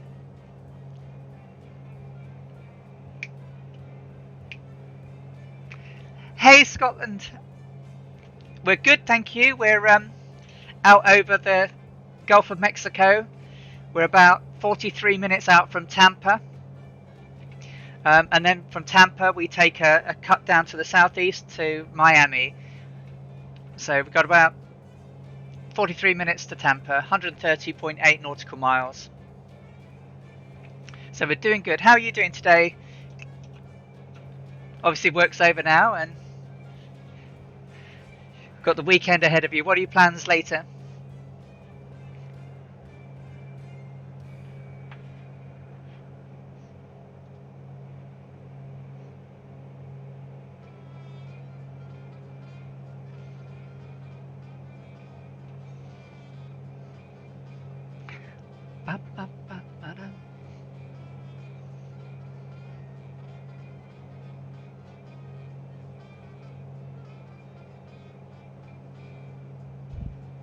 You certainly have got good training, Goblin Zeus.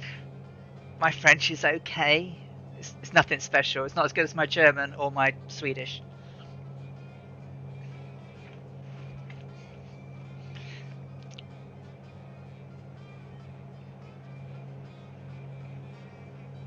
Where are you going to fly from and to then, Darren?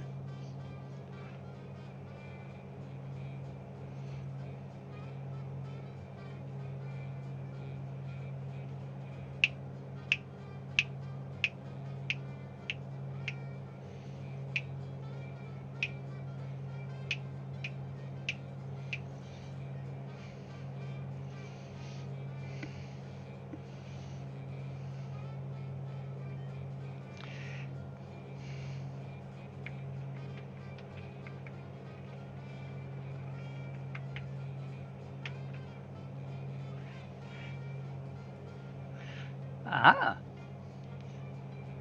Canaries to Poland. Nice.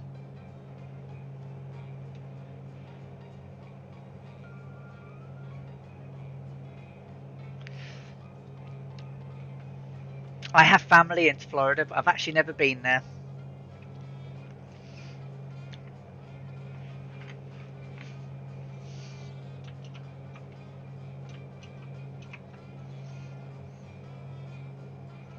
Closest I've been to Florida is with Murph, with Colonel Falk, and today.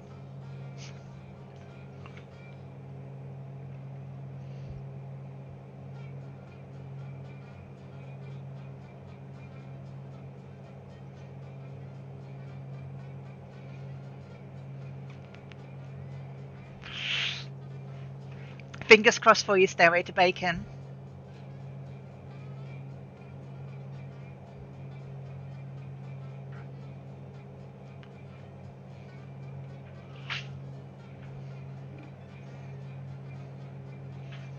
Camera's off.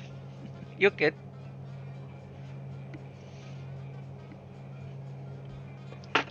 Ooh. In-flight snacks and drinks. Got some popcorn and a nice cold beverage. Lovely.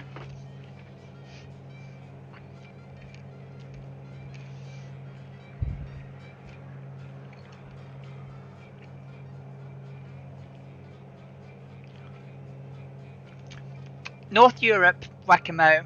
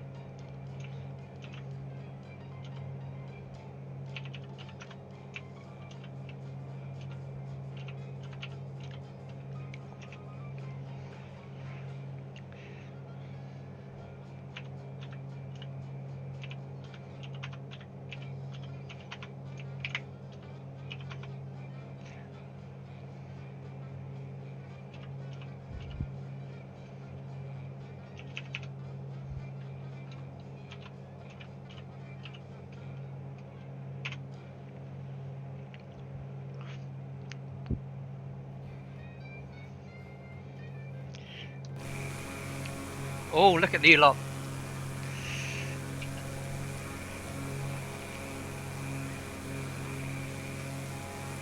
Lovely, lovely wingman.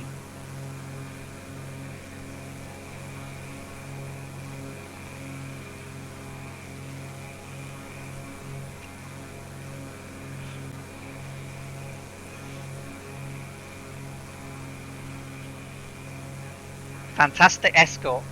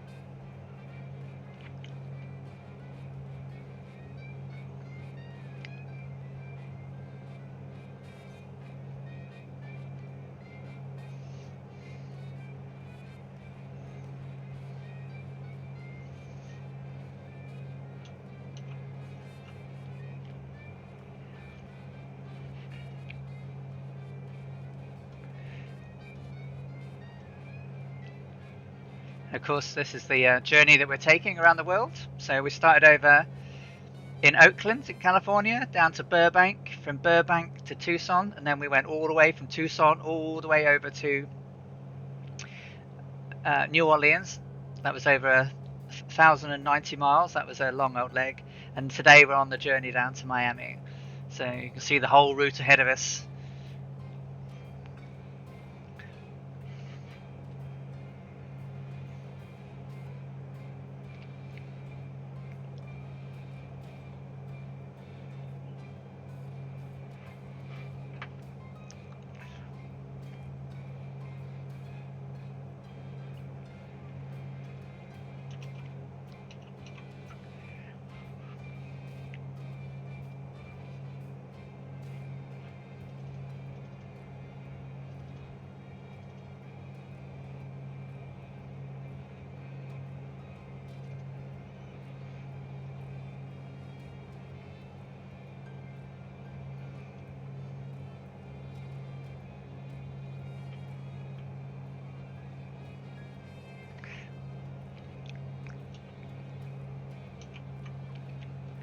I haven't actually totaled it up, but on my total flight plan, each leg has an estimated leg time.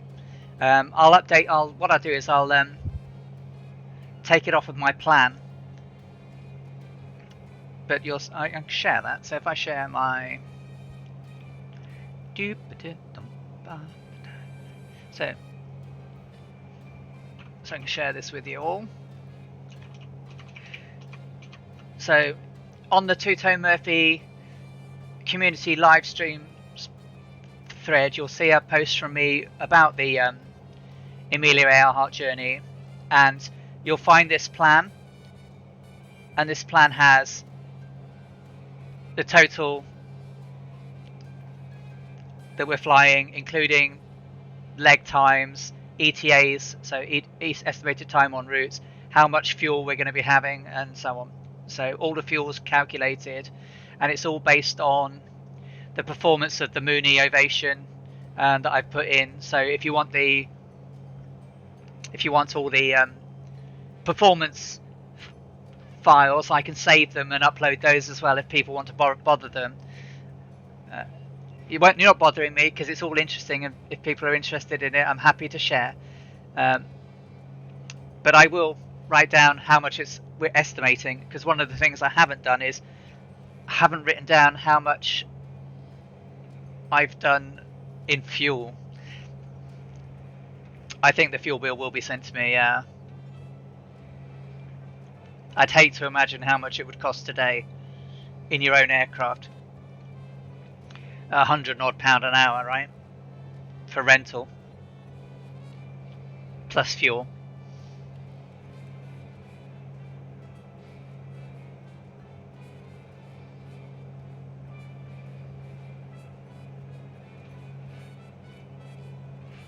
Okay.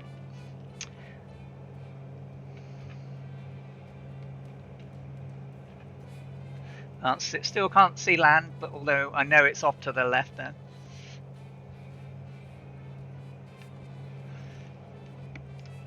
I hope you guys behind are all doing well, and you've whacked the autopilot on to go and take some needed breaks if needed.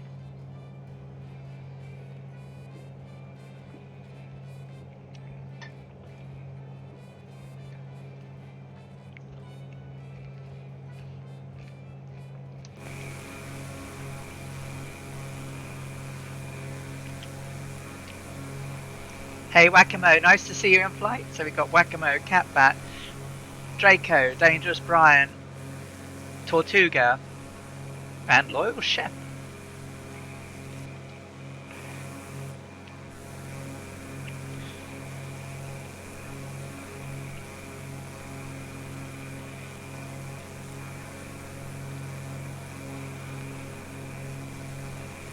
You guys are so good at the formation stuff.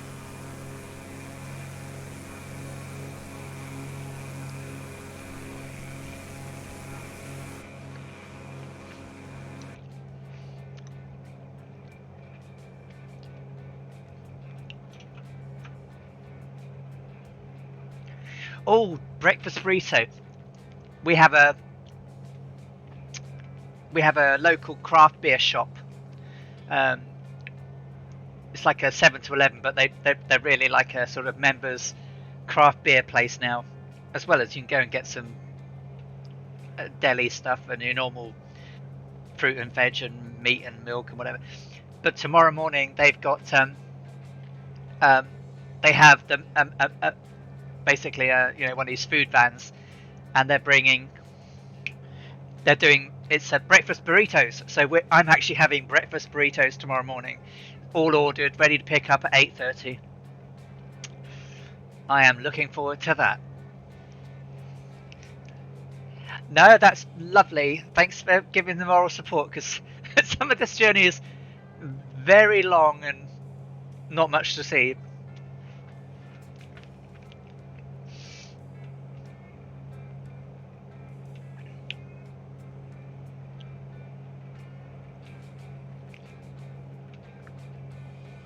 Pixel bucks.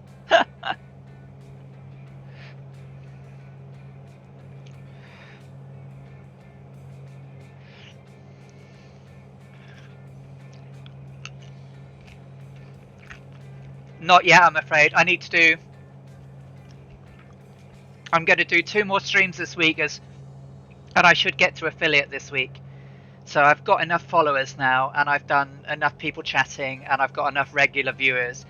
But I need to just do a couple more streams, and then it opens up. But right now, I'm only doing it for fun, guys. So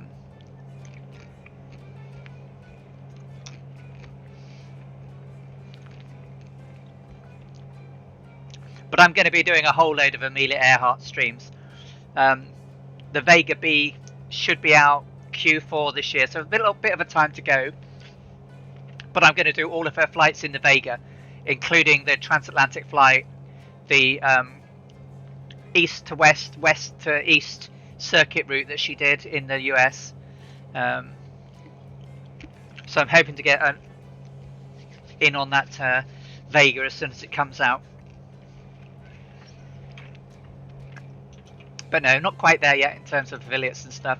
So people can only follow at the moment, which is cool.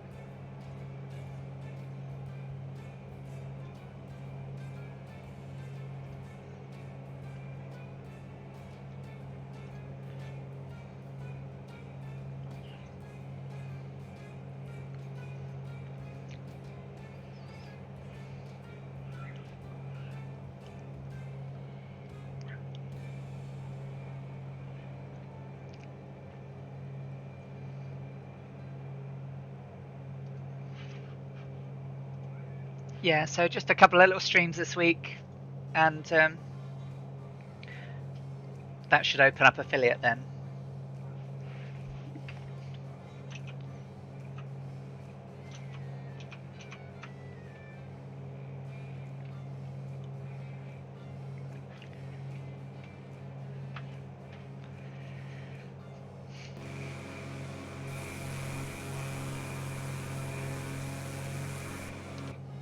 I've done it again. Switch tanks.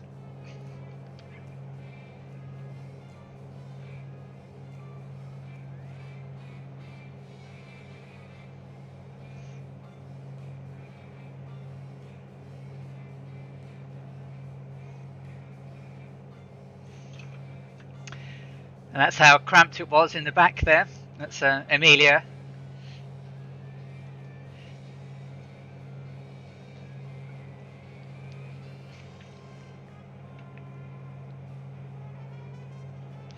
Thank you, Darren. That's lovely. So there's Amelia. She's on top of the installed tanks, and that's part of the RDF equipment. And right behind there, Fred would sit. And there's only one window out the back there, and he'd use that to do the celestial navigation.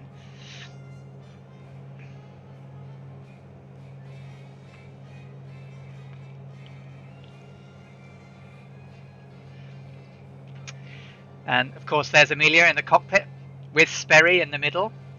Sperry is the autopilot she used, which was based on the Sperry autogyro, which you heard the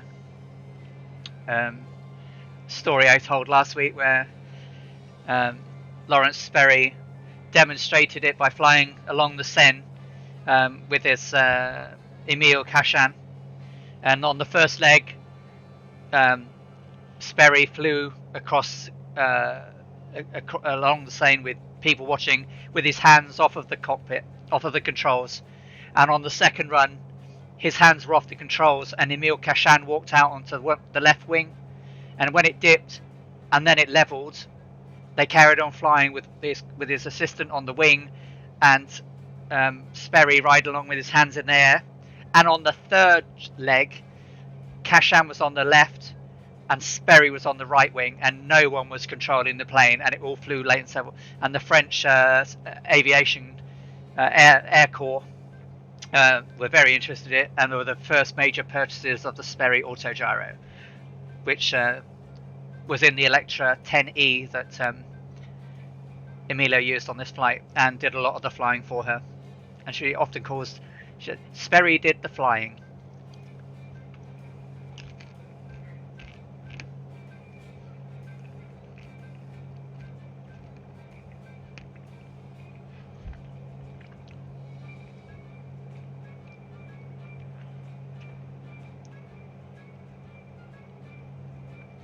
Oh no, you've not, have you?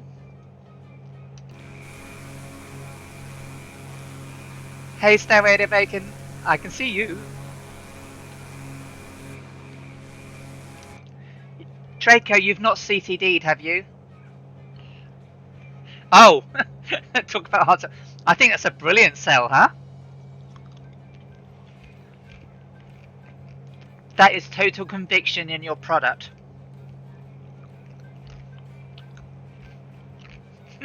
Oh, I thought you CTD'd or something.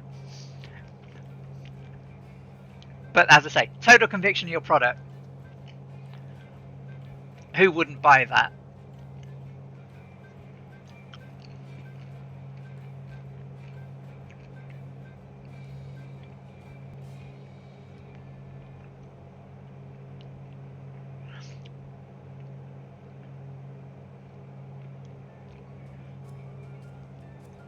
It's certainly been better, touching wood. I mean, you know, when you're streaming and you're playing and you've got music going and audio and other things connected, anything can happen.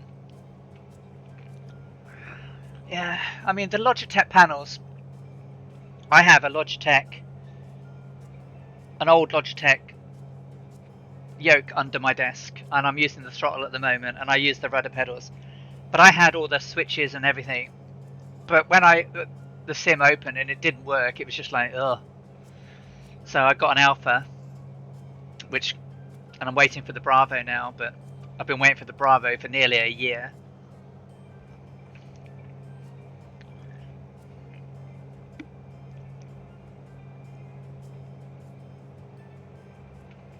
It's a shame that Logitech just don't support the flight equipment as well as they should.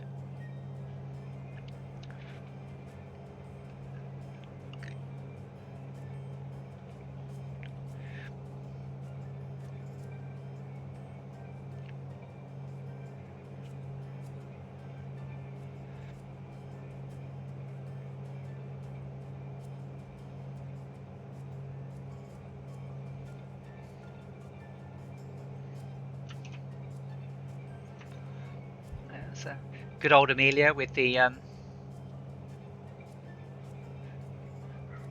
Electra in the background.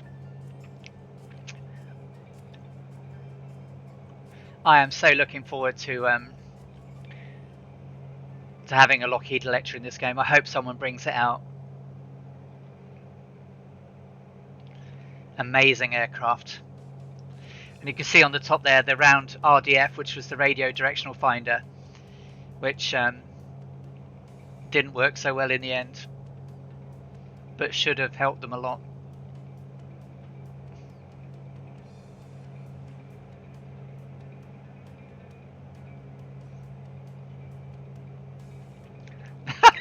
Now can you see everybody? I've got you right behind me. Oh. Whack-a-mo, Tarnish, Starno, Ada Bacon, Draco, and Catbat. And we've got Torquigo on there and Dangerous Brian on the left.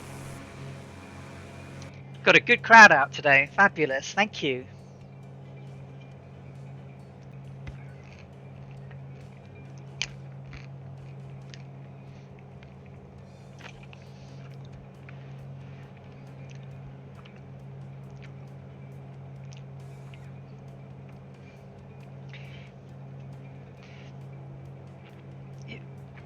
I keep meaning to get a stick. I haven't got one. I've always flown yokes because obviously when I learned to fly in a Cessna it was always yokes and everything. I've never flown anything that's not been a yoke, so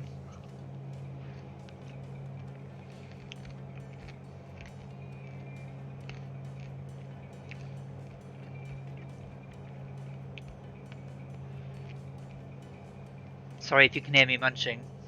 Someone bringing popcorn up was like putting chocolate in front of me. Can't resist it.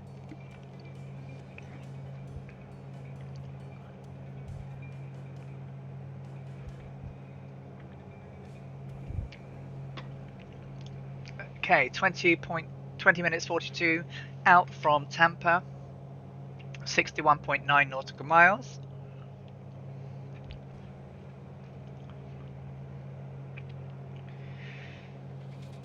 Everything's all nice and stable, all in the green. Everything's behaving itself, fuel flow's nice. Still got over 5 hours of fuel, so a little bit longer and we're safe of the sharks, guys.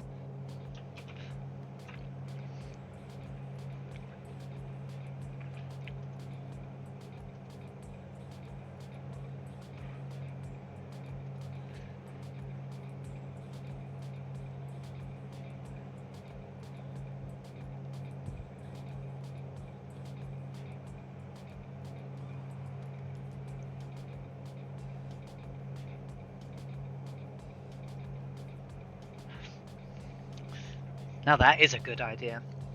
Chocolate and popcorn. Chocolate popcorn. We've gone to food already. So we've had burritos, popcorn. We were thinking of, and I haven't done it yet, but perhaps I'll do it from when we set off from Miami. Find a dish that they have in each of the countries and make that on the day I land in that country. That might be quite cool. And then post the recipe up on Jim and Annalise's cookery book channel on the Discord.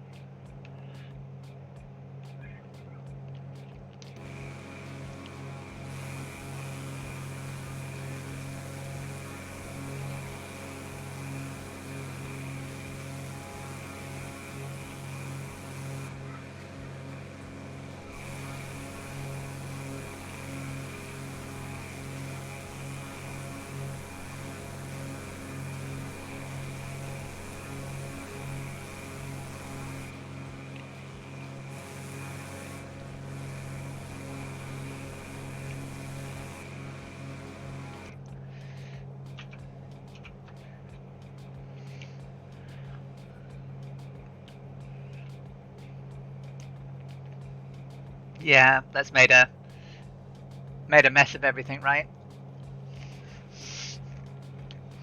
That said, I think Flight Sim has been an absolute lifesaver. Certainly from a mental health point of view. I mean, I'm quite close. Got quite close to cabin fever several times.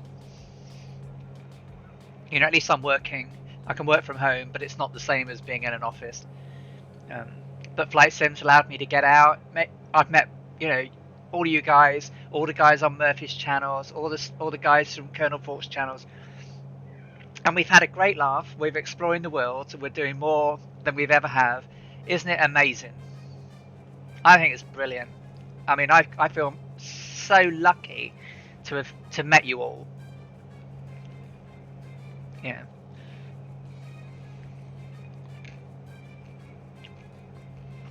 And we get to explore.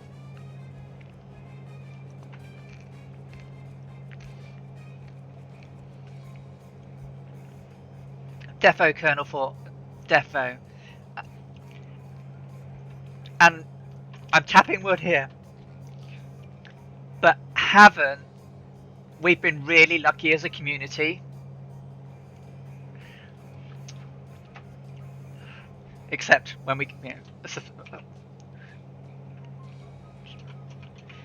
I think, Colonel Fork, you've got, I think I gave you moderator as well. But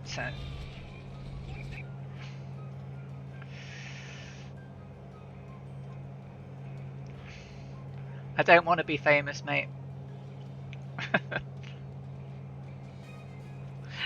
Thank you, Colonel.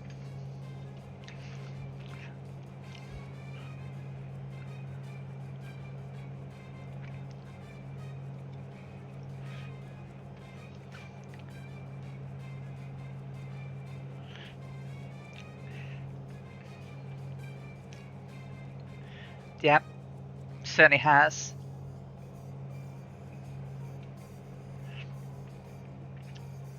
Been to places I've never been to places I have been to, and enjoyed exploring them again, virtually. And having a laugh along the way.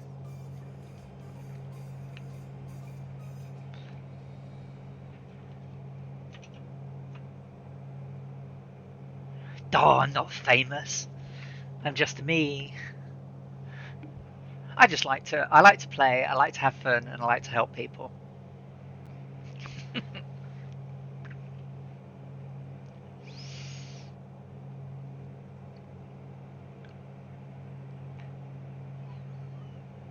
Helping people makes me feel good.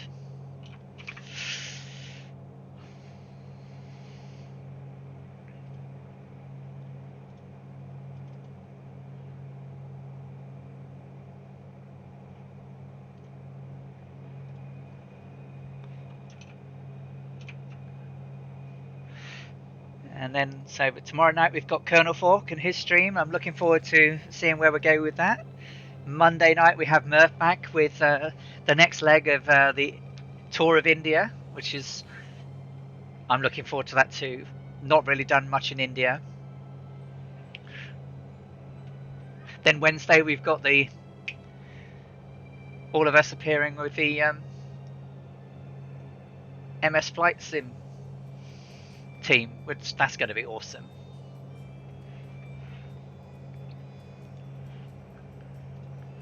Right, time to change tanks.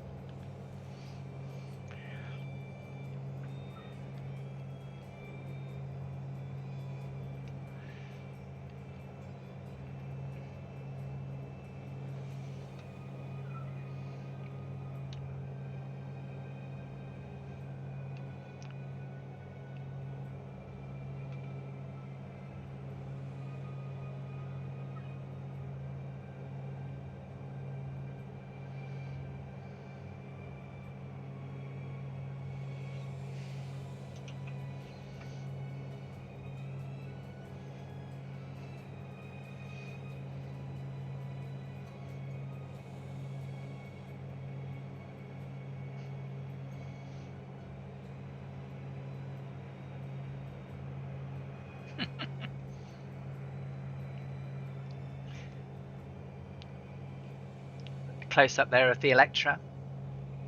What a wonderful bird.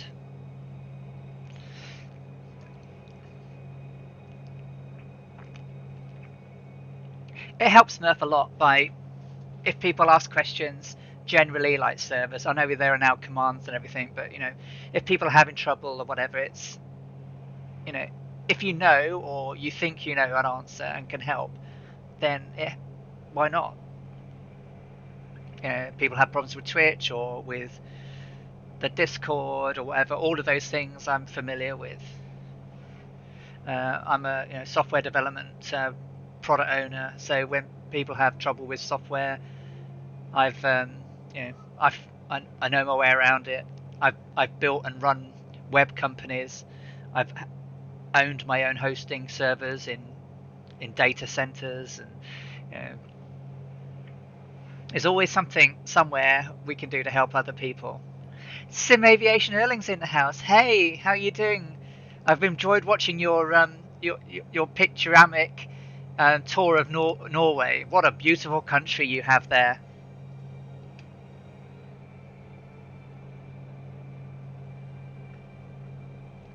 We're 11 minutes 55 out from Tampa before we then turn southeast to Miami.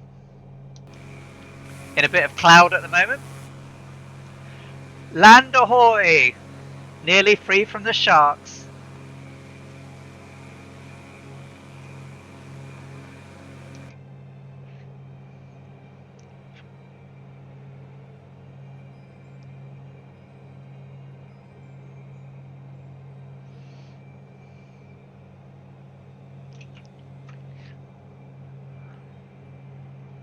The Electra is, I think it's on. It definitely is on FSX.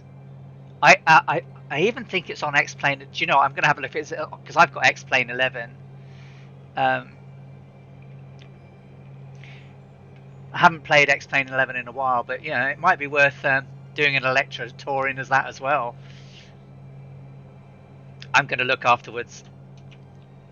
I'm pretty sure it is, because I know they've got the Vega, and they've also got the Vega in P3D.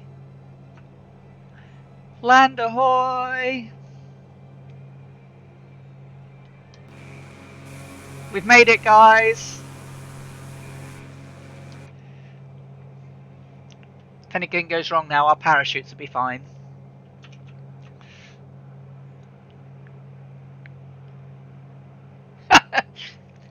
And failing that, we could swim, right? It looks swimmable.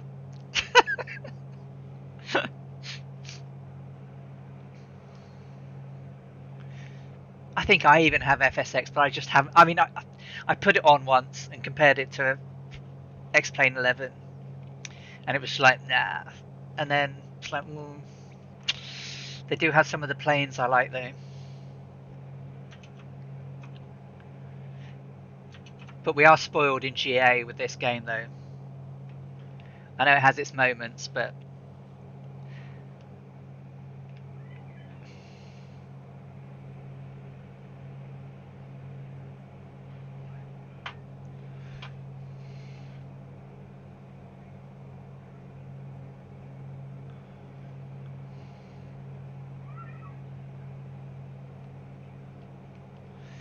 Tampa ahead.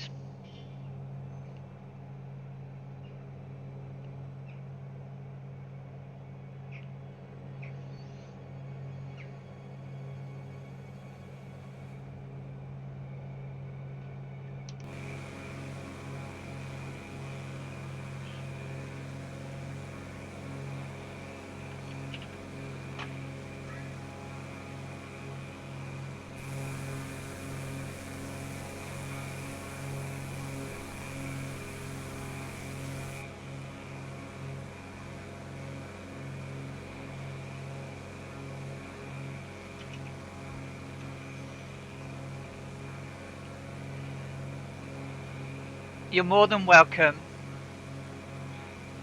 Sim Aviation. We're just about to be at Tampa, which is Kilo Tango Papa Alpha.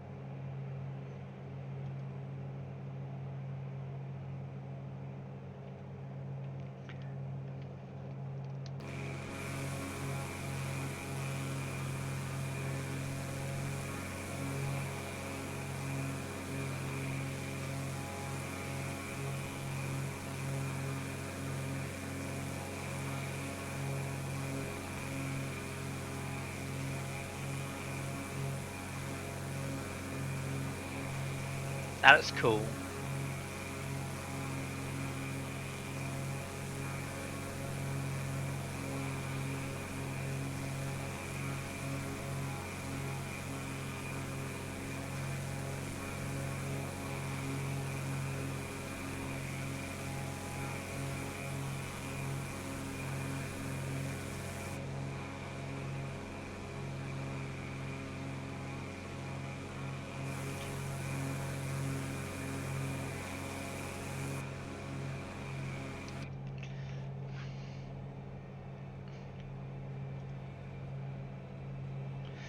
Okay. Just want to get over the coastline, and then I'll activate to Tampa, Miami.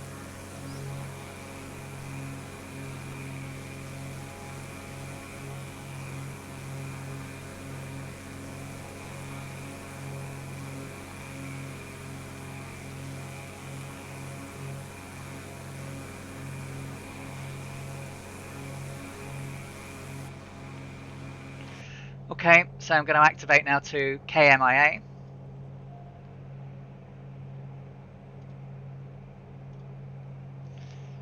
And changing directions now. It's Tampa Airport to our right.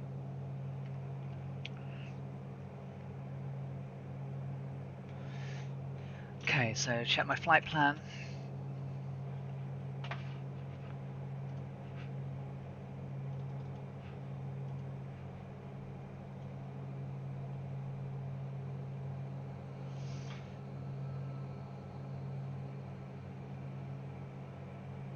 Okay.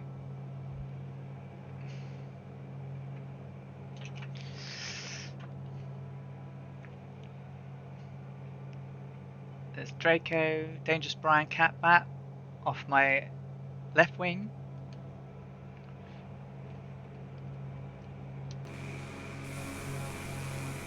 Whack-a-mo, Tarnish, Fly Darren, good to see you. Stairway to Bacon.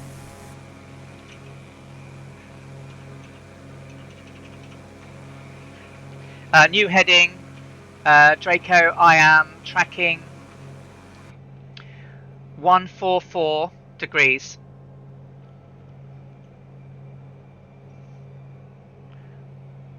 144 degrees. I am approximately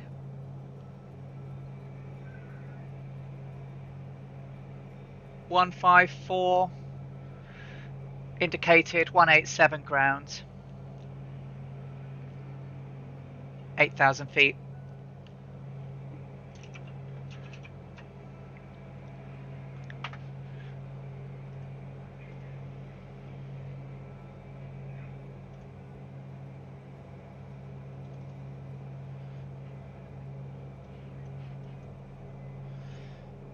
So approximately 184 miles to destination. I see Technical down there as well.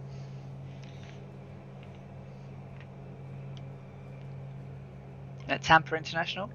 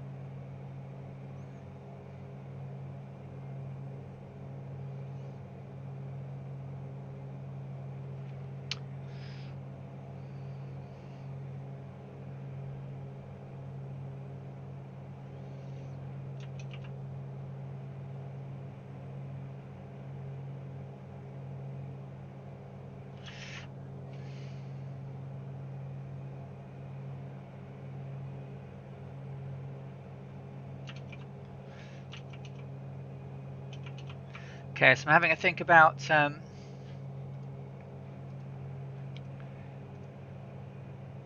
about approaching the airport at Miami.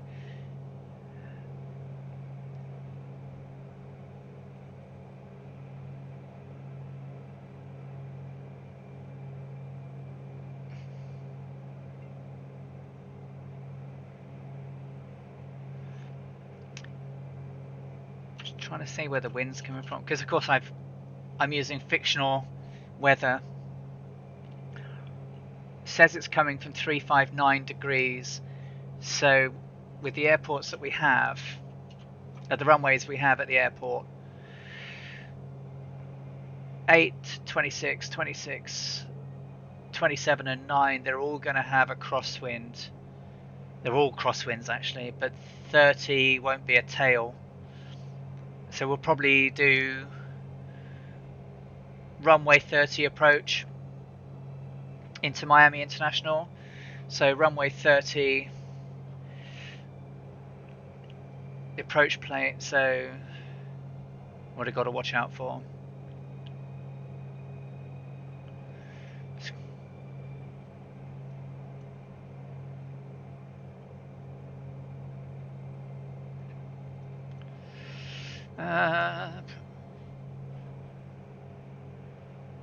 So it's got PAPIs, it's got display threshold, so it's not all usable, but looks okay. Let's have a look at the approach plate, runway 30, which is going to do obviously.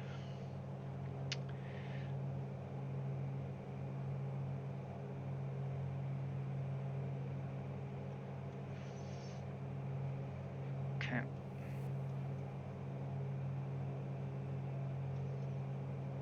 Okay, so when we get towards top of descent, which is about 14 miles out, we'll get down to about 3,000. Okay, so runway 30 it will be.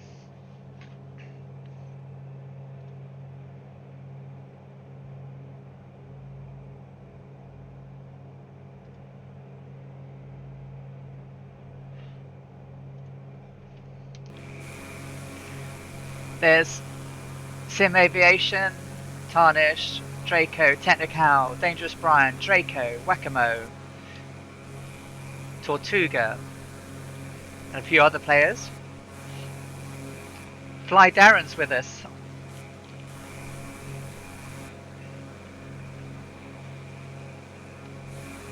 There he is over there. Good to have you with us.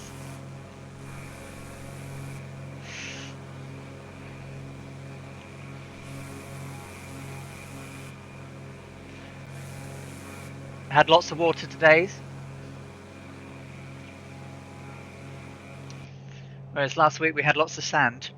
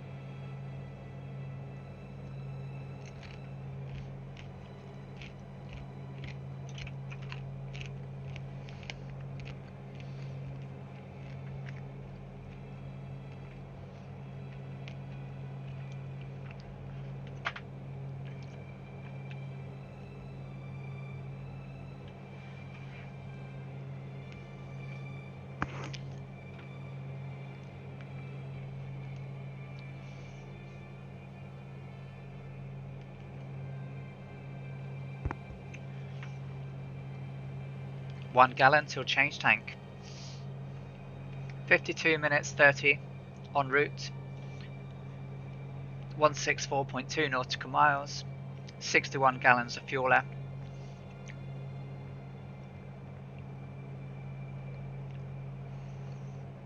Everything all nice and stable.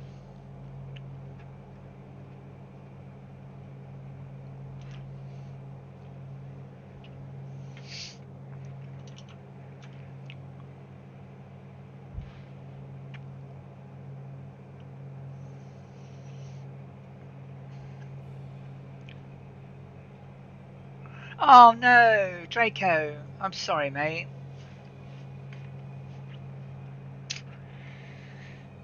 Oh, come on, Flight Sim. Be kind.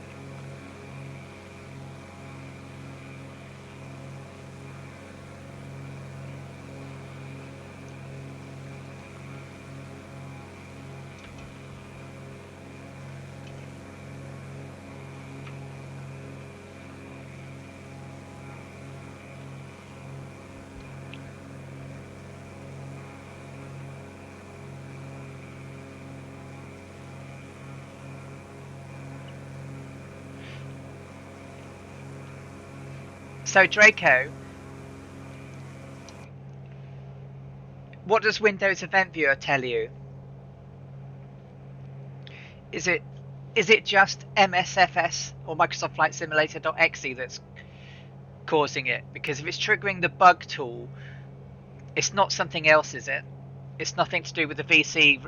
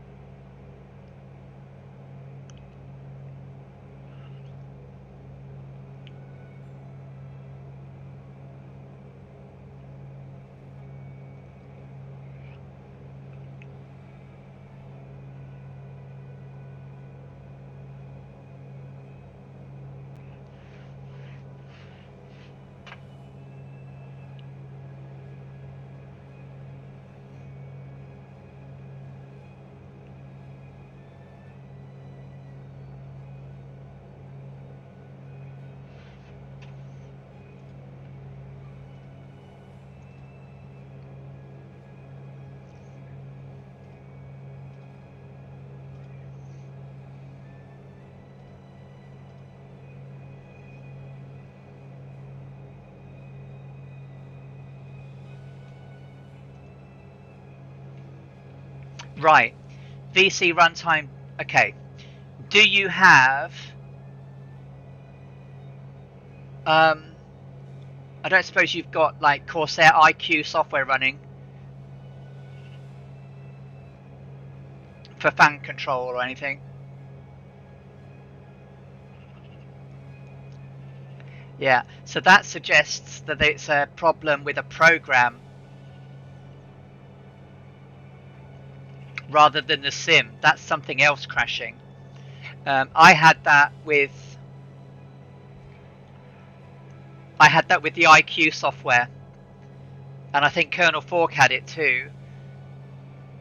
So that suggests it's a runtime. So it's a runtime. It's a program. It's probably an incompatibility with the 32 or 64-bit version of that DLL. If you write down all the different applications you've got running and ping them to me on Discord, I'll see if I can find anything for you. But it's that CTD, that AMD bug is being caused by interaction with third-party software.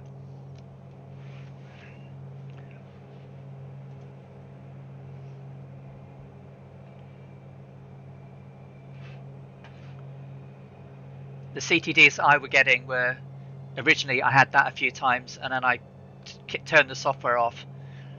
The other ones I had were just plain CTDs with Microsoft Flight Simulator.exe. So change fuel tanks.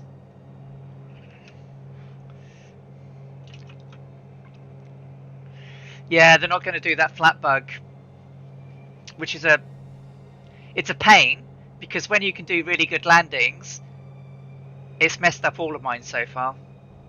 You know, I'm not too shabby at landing, but my last couple of landings in the Mooney have been a little bit ropey. It's a real glide and balloon.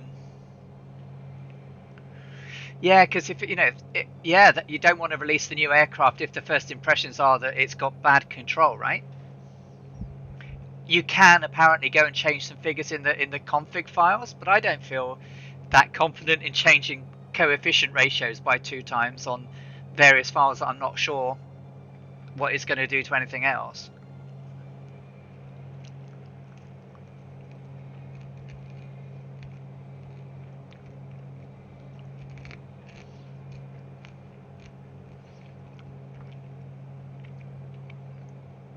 Your PSU should be fine. It's not a power issue, Draco. It's a software one. The Microsoft forums have lots of people talking about the VC runtime.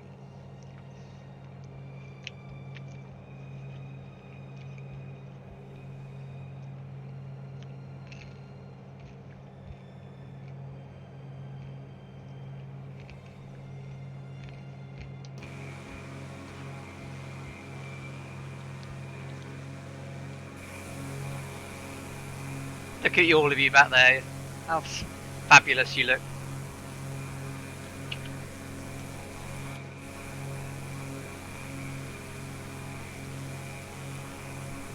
Catbat, Technical, Dangerous Brian, Stairway to Bacon, Tarnish, Erling Hundy, Fly Darren, Tortuga over to the left, and Fly Darren.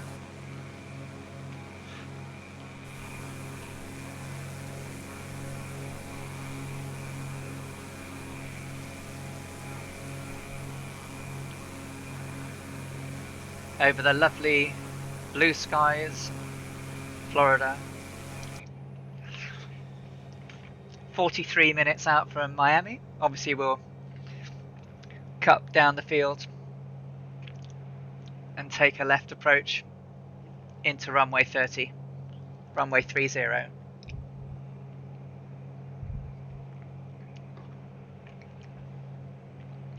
135 nautical miles to go.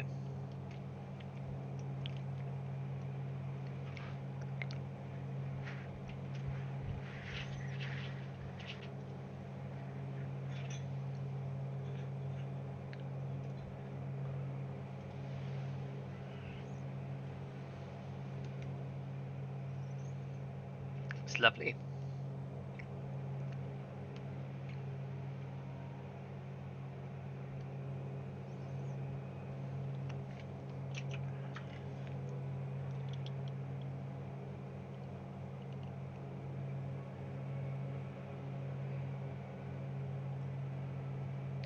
I saw the post, yeah, it was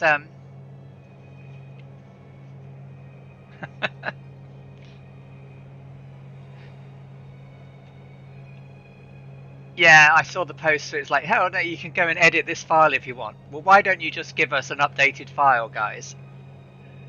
And then when you patch it, put a new version of it in. That would have been the way to do it. You know, rather than doing a hotfix, just say, here's a config file you guys can replace with that will do it for now, rather than expecting people to go in and edit config files manually. It's a bit of a poor show, isn't it?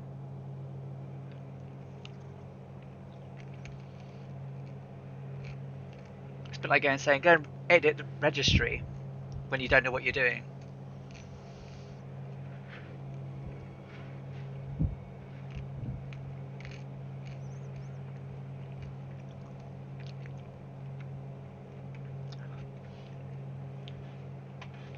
I'd start off with listing what's in your system tray,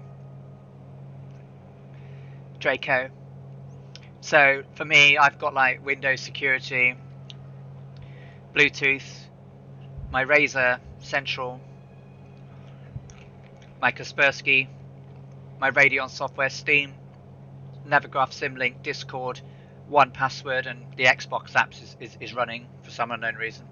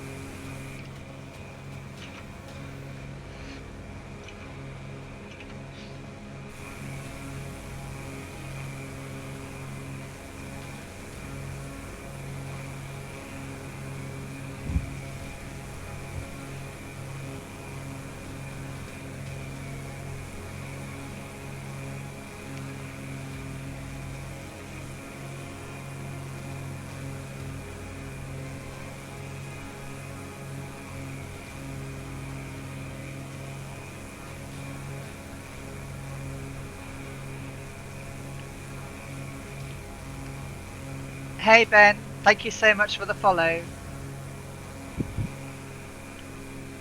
Lovely to see you. Hope you're having a good afternoon.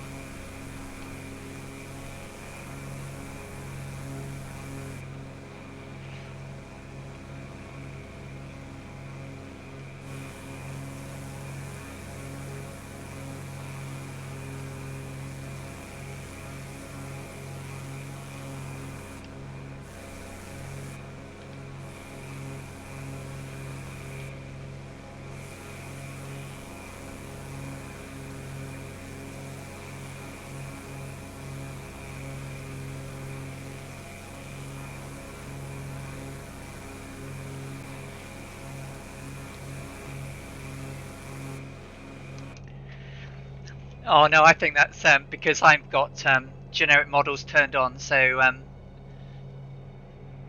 Sim Aviation will be in a different aircraft. It won't be in a 320.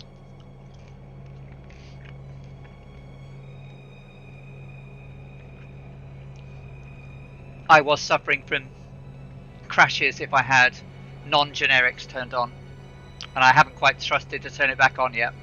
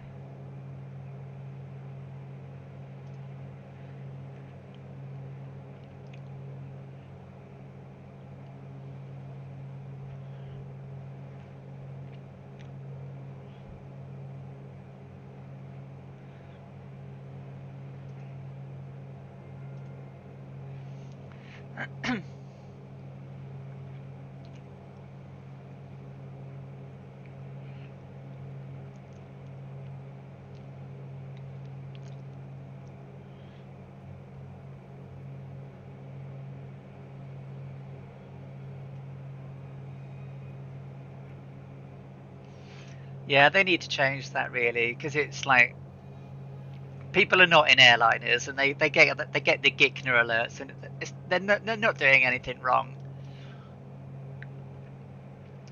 You know, if they were going to do anything, it would say, you know, show generics but only show GA or only show jets or something, rather than it sort of randomly picking and assigning a jet to something else.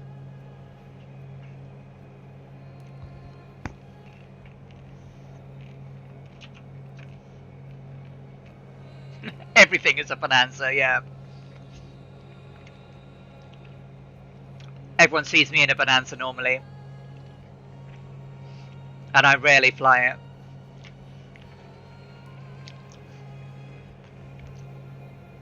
I just don't like the cockpit view. Would you know, that's the only thing that puts me off the bonanza. I just think the Mooney's cockpit view is a lot easier to manage.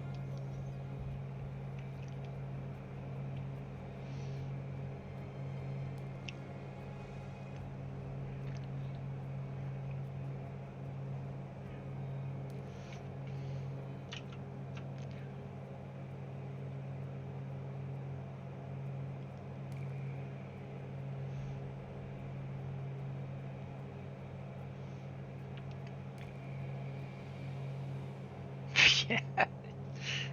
Talking of Mars, one of my PT that I used to do personal training with, he and his son, names were taken up to Mars with this latest lander that's landed. You know, so NASA were allowing sort of doing raffles for, you know, you could submit your name to go on the journey, and they go in a little capsule. He and his son's names lander on Mars, which I think is really cool, and they both got a little certificate from NASA for it, which is very cool.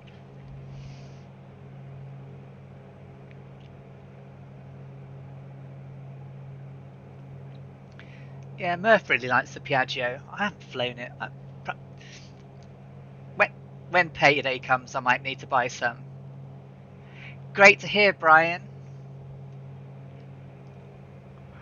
Certainly, the end of last sim before the patch was dreadful. Yeah, Colonel Falk and I were crashing like crazy. And it's so lovely to see you again, Brian. We've all been thinking of you and asking after you. You've had a lot of people asking. I hope you're well and you've been keeping well and everything's good.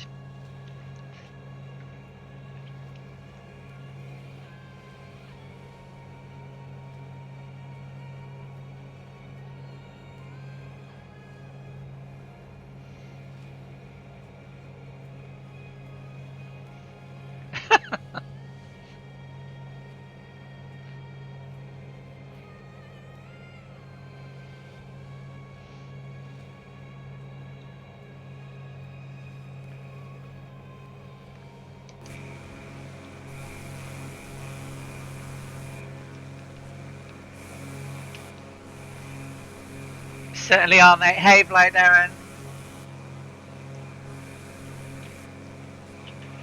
You are indeed on my 9 o'clock.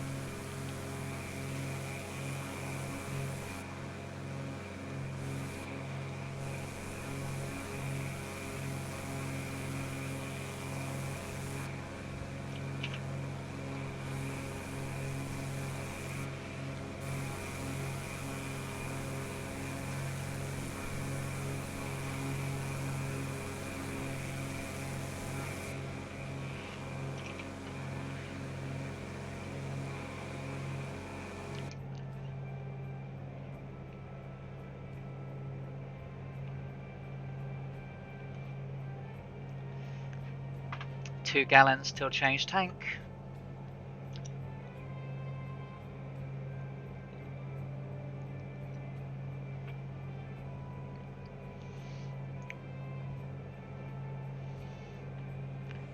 So lovely of you all to join me on my little journey.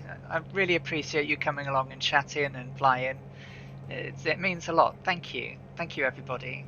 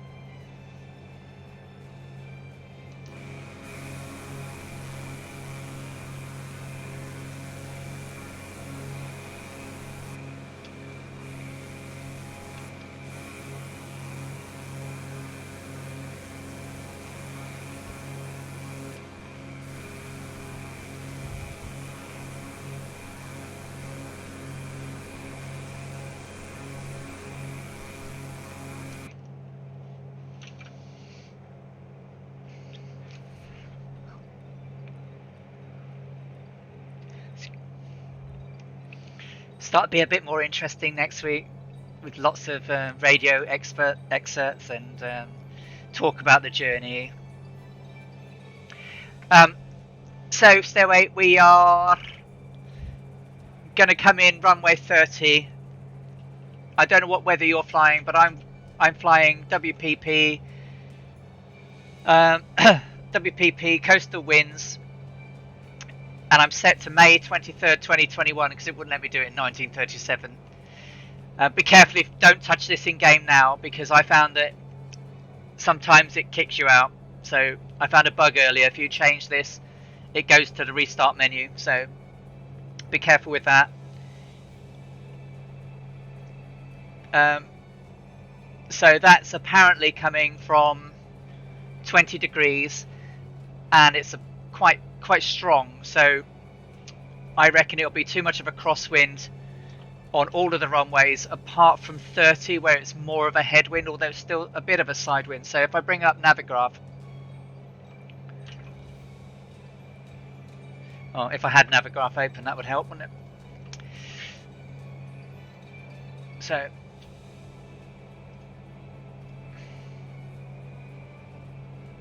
So we look at the overview of the airport.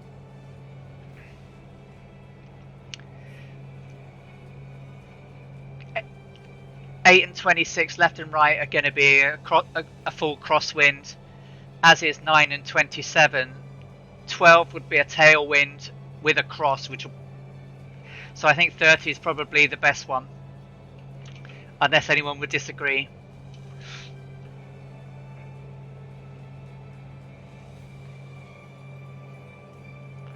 Thank you, Brian.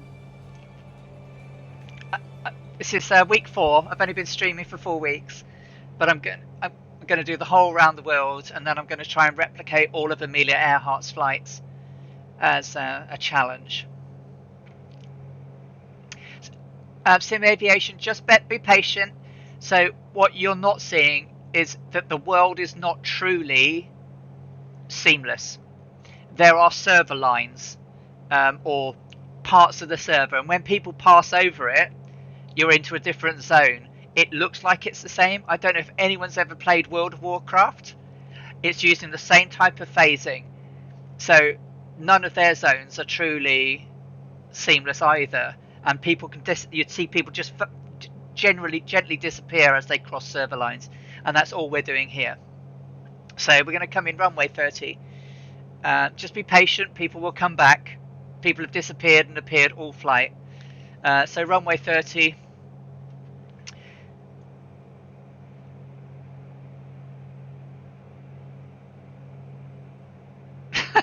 It's wow, yeah.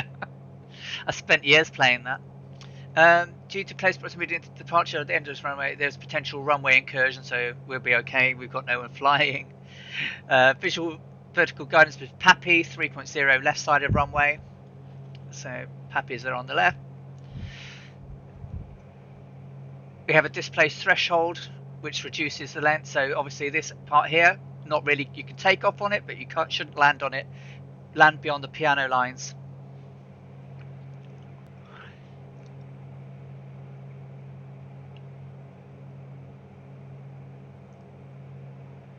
So I'm trying to replicate them in game on the same dates, but because you can't change the date and time of your computer without it trashing the um, copy protection and every DMCA stuff, um, I'm trying to sort of set it. So today is the 23rd of May 1937, so my flight sim time and everything, I'm trying to keep it as it was. So I've got May the 23rd, 2021. So next week's flight will be the 1st of June. Um, I've got most of the weather, but there are some days where it's not really stated. So I'm taking averages for the locations that we're going to be flying in from um, historical aero almanacs. It's never going to be 100%, but where Amelia talks about it in her diaries and posts, then we'll use it. So, for example, on the last flight where they left Tucson at dawn, it was a sandstorm for pretty much all the way to El Paso, and so we set the sandstorm weather condition from El Paso and changed the height of the particulates and everything so that we had to fly over it at 8,000 feet. And as we were flying at that height, when the mountains breached the sandstorm, they looked like whales coming out of the sand. It was incredible.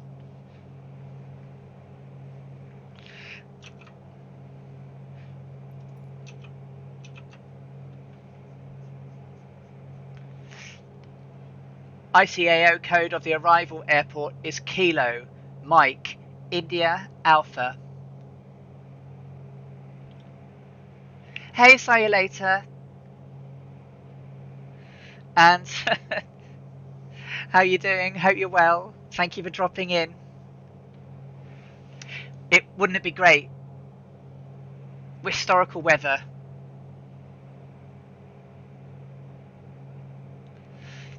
Yeah. I'm trying to replicate it as well as I can, and obviously, the sim doesn't replicate that.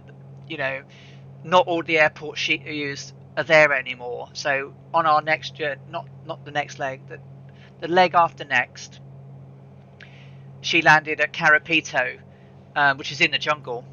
There is a town there, but no landing, no airstrip anymore. So we have to go to the next town and land there. But that's where they also landed on the 80th anniversary flight. So as we're sort of replicating a bit of both, I don't feel too bad for landing there. Change tanks. We are now 22 minutes away, 71.2 nautical miles. Still everything's all in the green.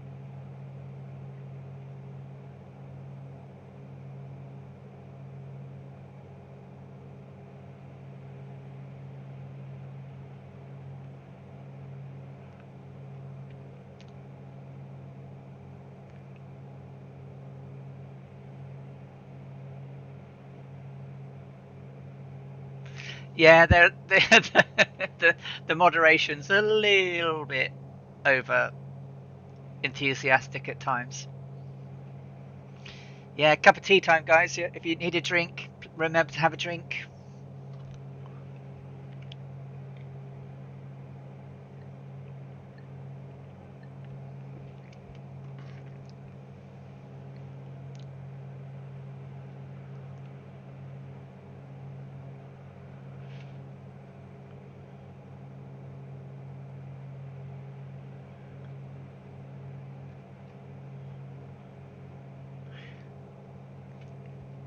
30 Sim Aviation.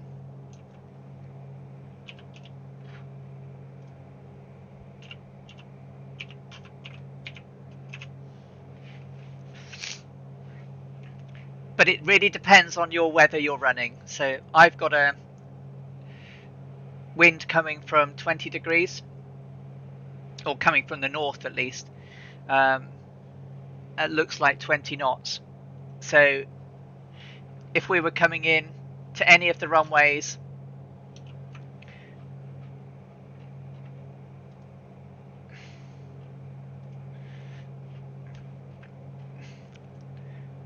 eight left, 26 right, 8 right, 26 left, 9 and 27, they'll all be quite a very strong crosswind.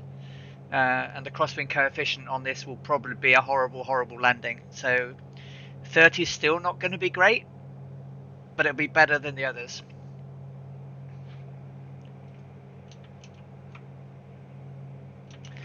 God knows what it's going to do with this flat bug. I'll probably end up in a parking lot or something, or do a Harrison Ford and land somewhere I shouldn't.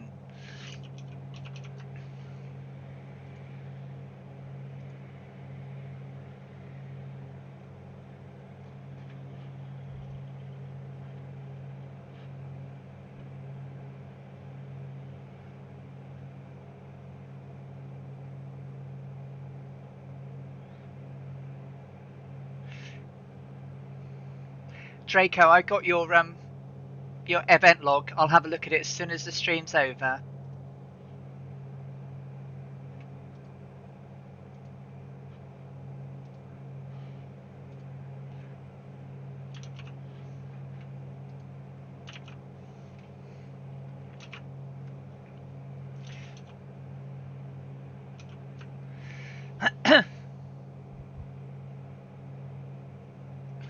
Very true, Colonel Falk.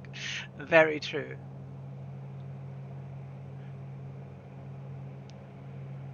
No, I'm not really doing an approach. They didn't really exist in Amelia's days, so oh no, there's a bug, Jefferson. It might be horrible. We just float and glide. So, I mean, normally I like my landings, but this could be horrible. We'll see. Yeah, it's got all the lift, but no drag. So it balloons really badly. No, what problems are you having, Brian?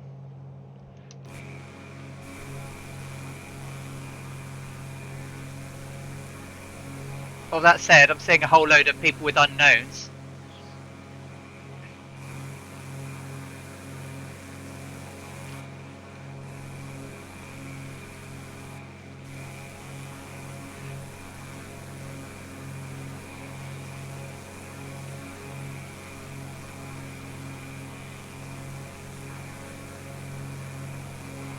Hello. Oh, that keeps happening, Brian. So just be patient. People will come back in it. So I tried to explain it a bit earlier, but the server's broken down into squares, and some people move into, yeah. So what happens is you go over, it's called a server line, and then when everyone else catches up and they're in the same server zone, you will see each other again. Yeah, well, I'll try something, eh?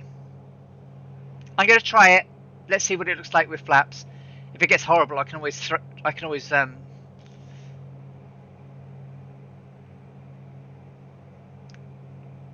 try it first, go around if necessary. I mean, it's a big enough runway. Crikey, we're only little aircraft, right? We should be fine. We're now 15 minutes out. So, that... Oh, crikey, what did I do there? I hit a button. Oh, it's that button. So, let's get ourselves down. So, 15 miles. Oh no, I've crashed. crashed. It's done it again. Boom. Oi, oi, oi. Ah, CTD. I hit a key on my keyboard. That wasn't meant to. Ah, you're not going to count all that hours, are you? I'll quickly be back in and catch us up. I was about to descend.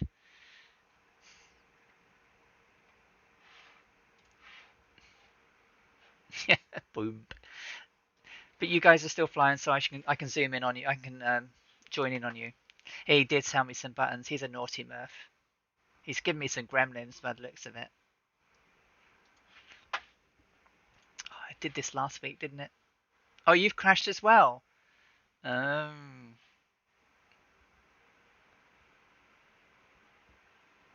wonder if it's more.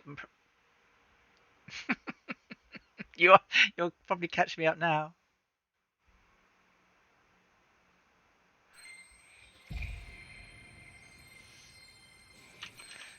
So where's interesting little nav map crash too.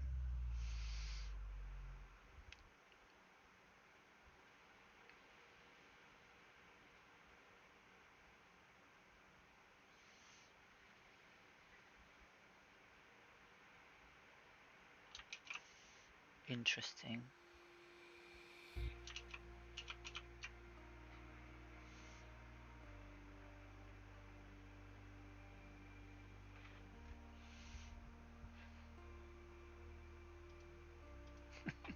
Bloody thing. What a horrible crash time to have.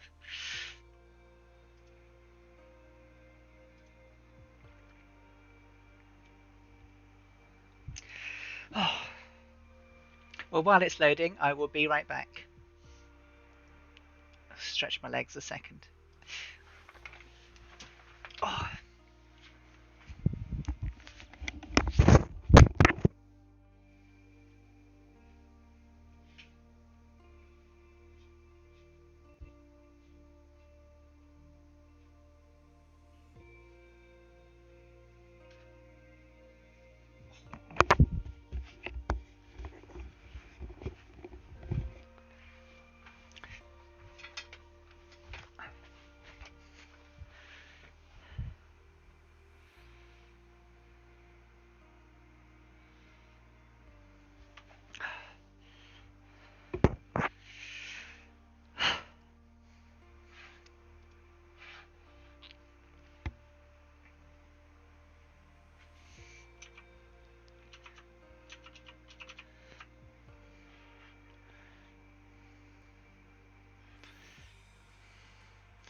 So I had 25 and 23, so that's 48.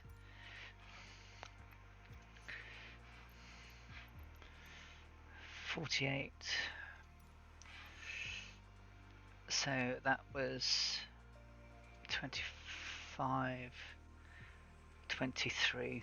That'll do. Close.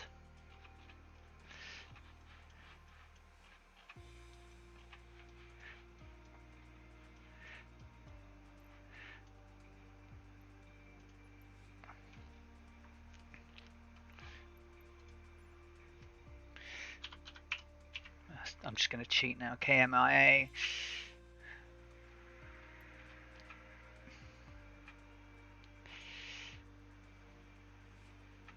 Say runway 30 and fly Darren. Set as departure. Make sure everything's in set where it needs to be.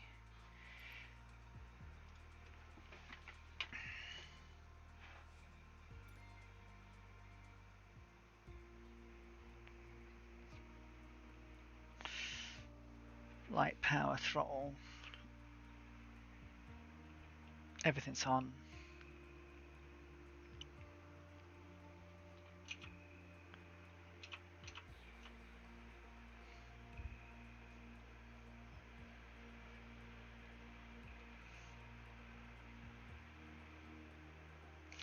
It's fine, Fly Darren, no worries. I just wanted someone to pick on.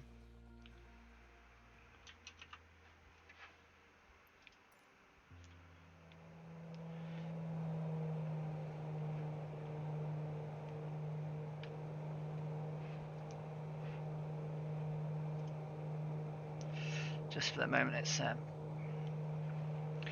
get that on there. Just get my heading stabilized.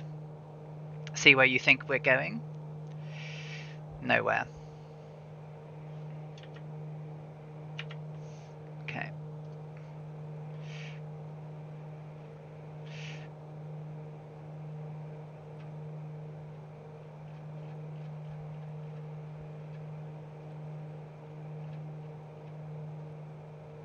Well, we're back, so let's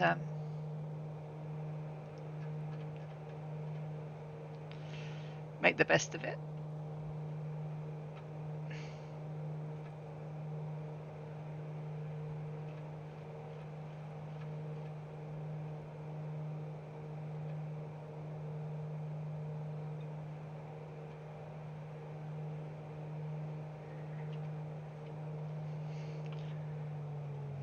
Whoa.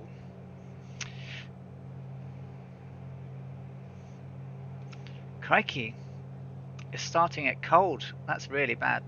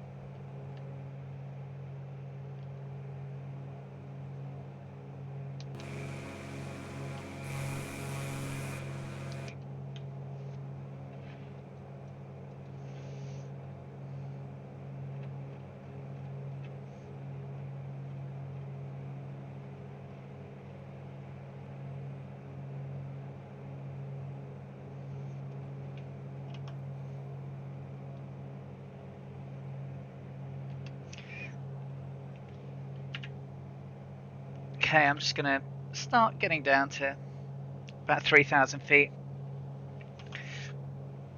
Just going to take it slow. Let's drop my RPM down.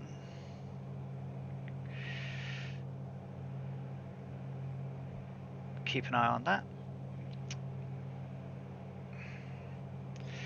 Phew, that was exciting. Oh, can you not see anything?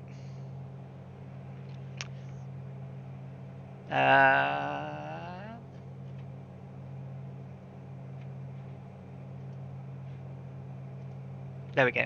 Can you see it now?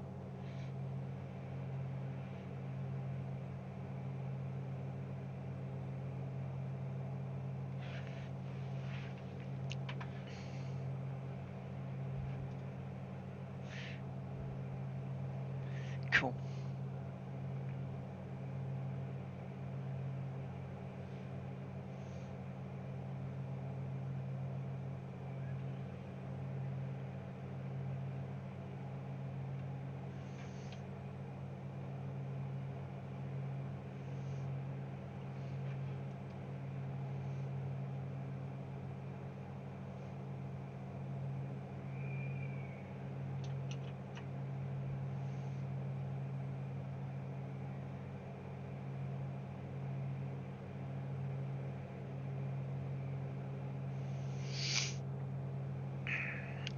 A router will only marginally help you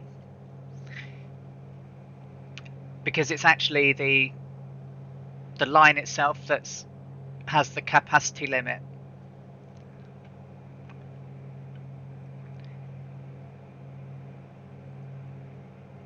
I mean, I've got BT Infinity 2, and I think I get about the same as you, 53 to 60 megabits per second, and that's probably, but I'm not on the super whizzy wazzo one, so I think that's fairly reasonable.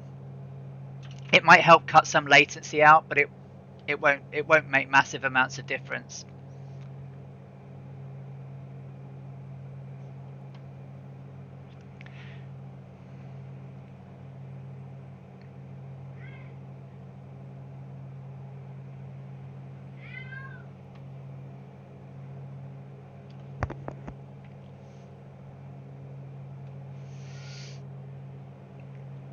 Remembering to lean as I come down, or less lean. I can't believe you CTD'd on me, Microsoft.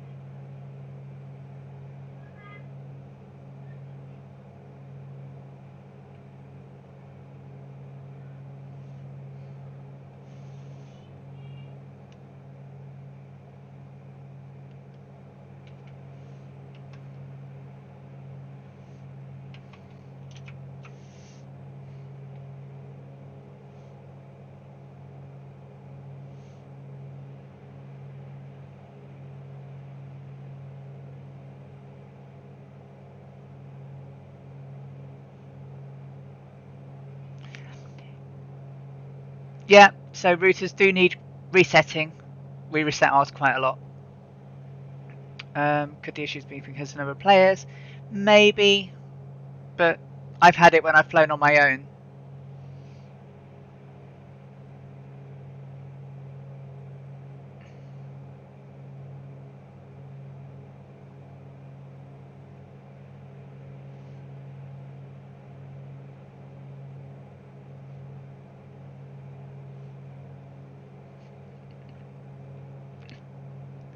Enjoy sim aviation.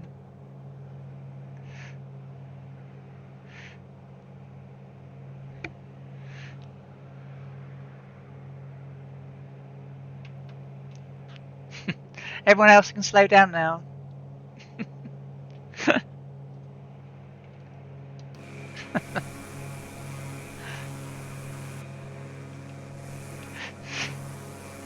I see you. I've got you. Right, so 21 miles out.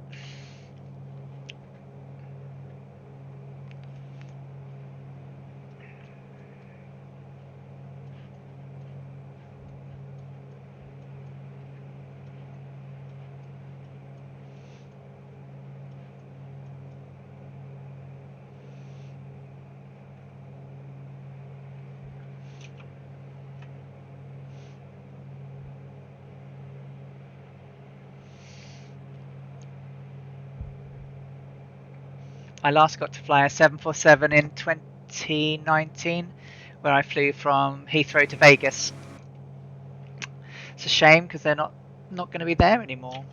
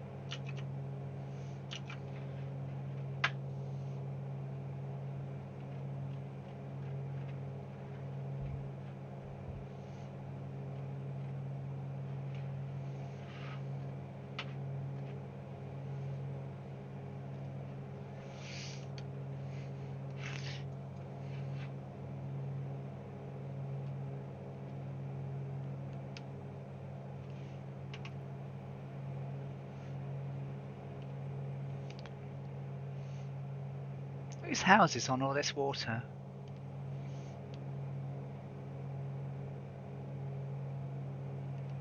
It's quite unusual, isn't it?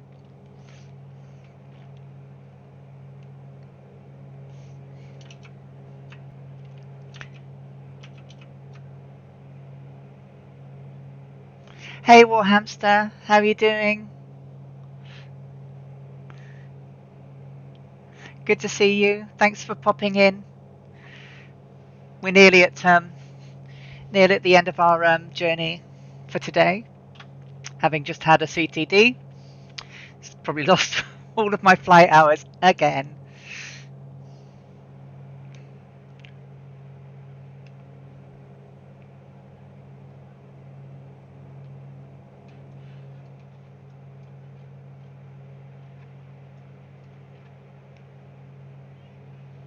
Yeah, the Hobbs unit doesn't look to be right.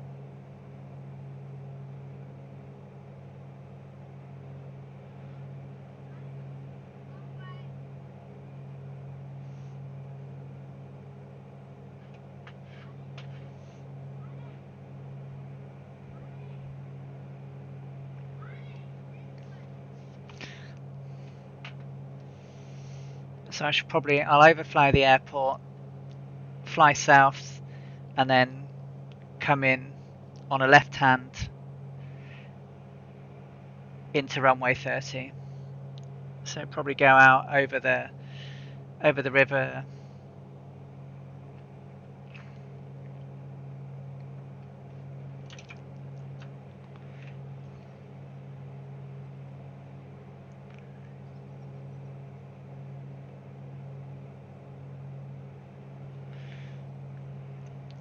I mean, guess saying that it's 12 degrees in sunny well, not sunny Newcastle today. So, Newcastle's horrible, but considering what it was this time last week, right?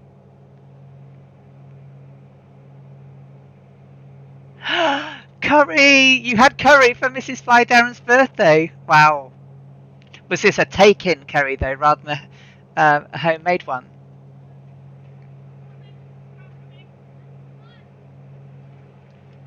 And the other question is, are you suffering?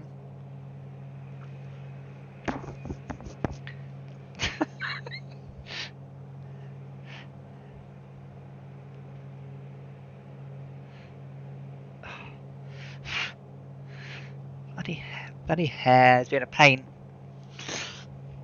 I need to have my hair done. It's just not behaving.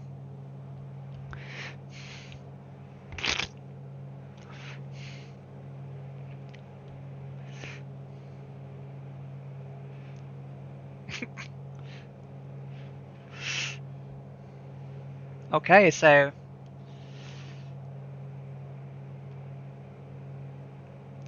I see people are already landing. Nice.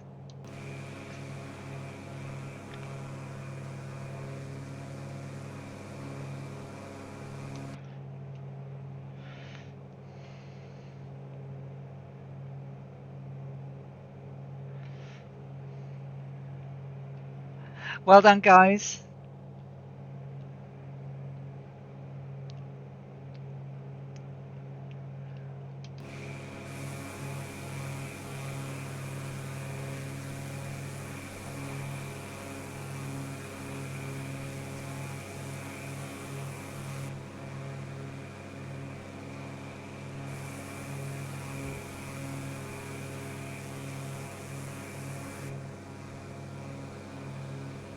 Sim Aviation's down. Tarnish is down.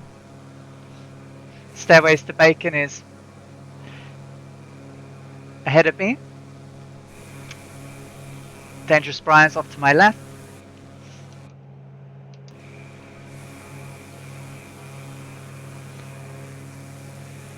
So there's runway 30, that's where we'll be coming in on.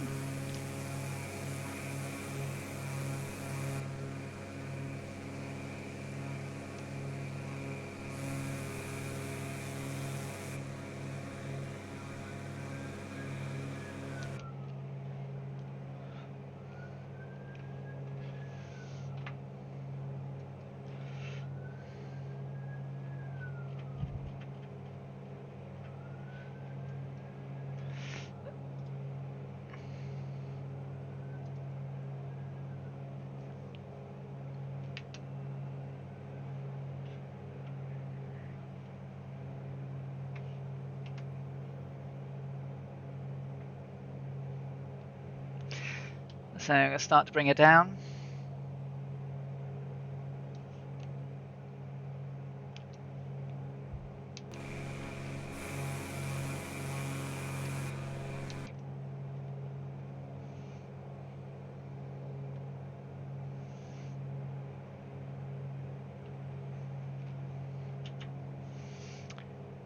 It's a hella bumpy.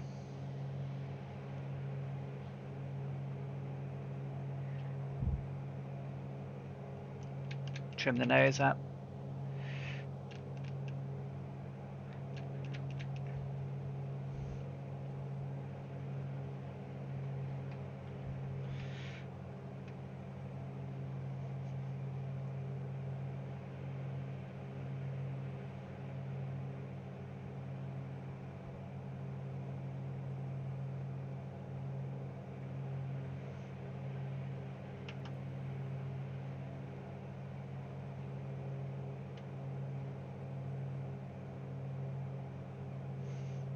Oh, come on, wind. Be nice.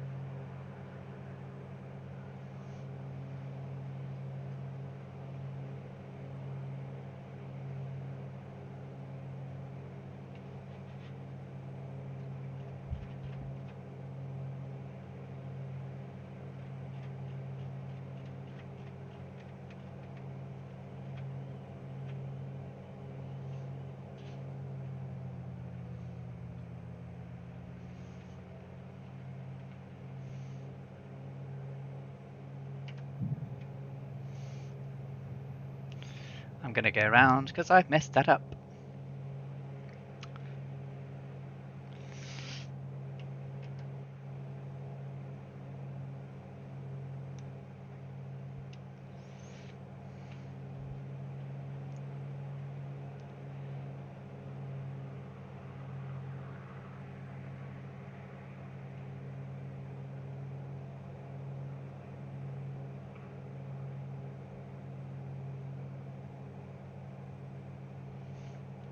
Do a nice circuit then.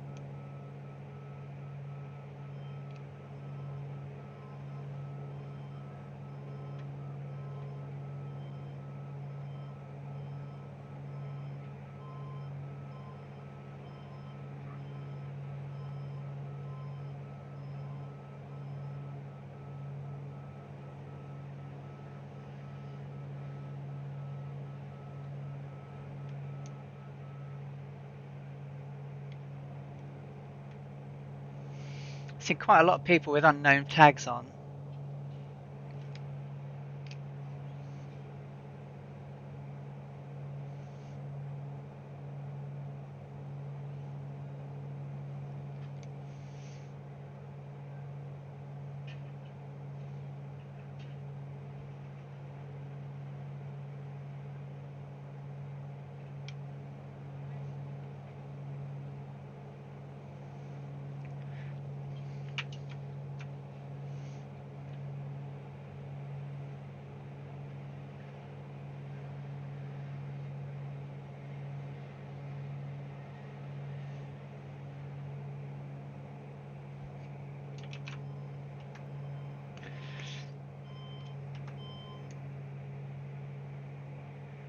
I miss a VR headset to be able to keep an eye on the runways.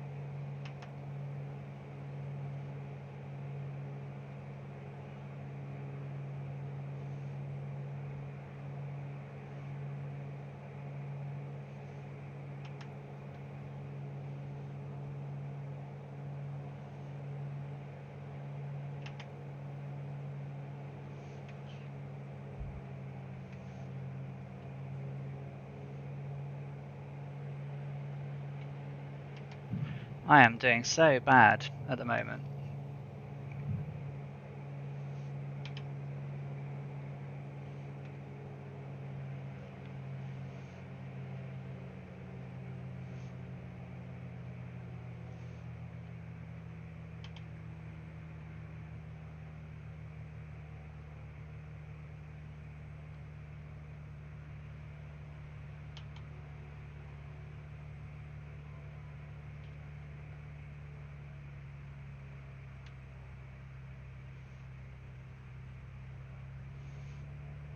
You are windy.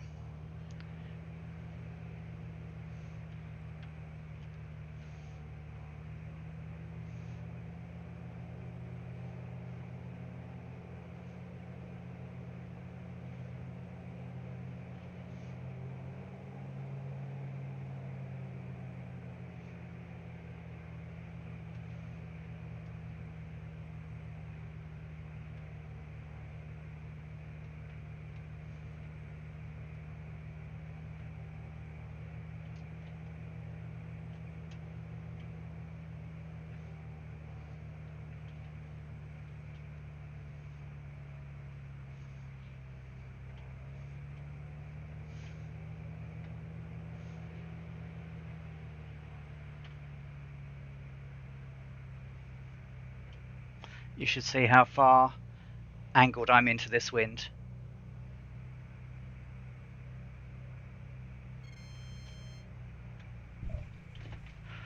Whoops. Try and keep that aileron down. That was Trixie. Whoops. Trixie, come on, brake. Whoa, whoa, whoa, whoa, whoa. I guess I'm down, right? Christ almighty. Oh my god. That was awful.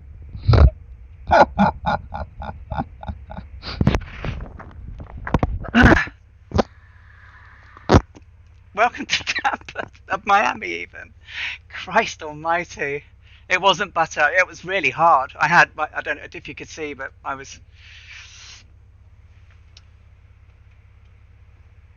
No, the plane is still alive, right? Christ on a bike. What did it say it was? Oh.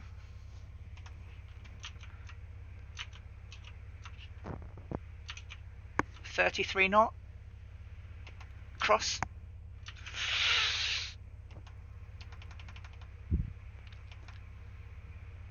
I don't know what happened, but it was horrible. Anyway, we've arrived. Semi in one piece. Let's see who else is there. I should better clear the runway, really. A bit naughty. But I think we're there. Oh. Get us stopped off here. Change the lights. So we've got Sim Aviation, Draco, Tarnish, Dangerous Brian's coming in, Wackamo's landing now, Stairway to Bacon's here on the ground. Nicely done, Wackamo.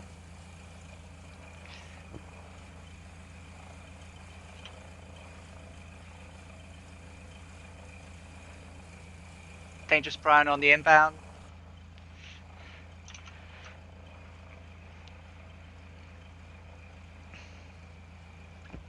Yeah, the wind was really bad. I mean, I had my ailerons as much in, and I was ruddered out as much as I could. I couldn't actually get any more left rudder down.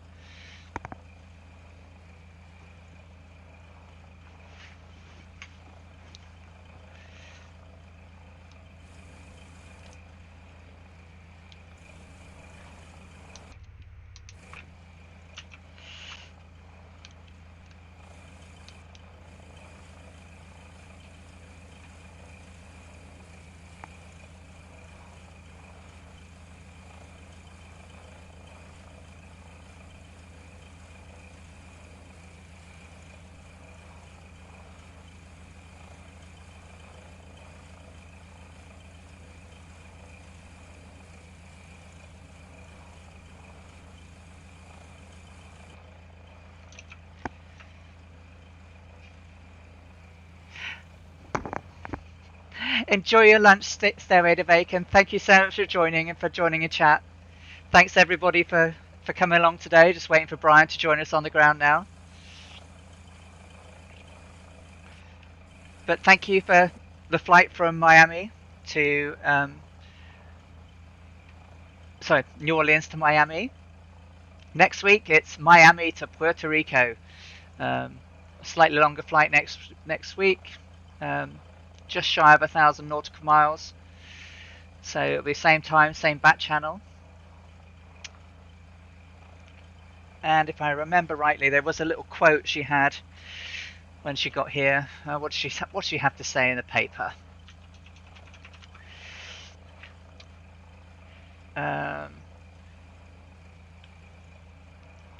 On Sunday morning, May the 23rd, headed southeastwards for Miami. From New Orleans, we laid a straight course across the northeasterly corner of the Gulf of Mexico to Tampa, a matter of about 400 miles. It was Beau's first considerable flight over water, and I'm not sure he was enthusiastic about it.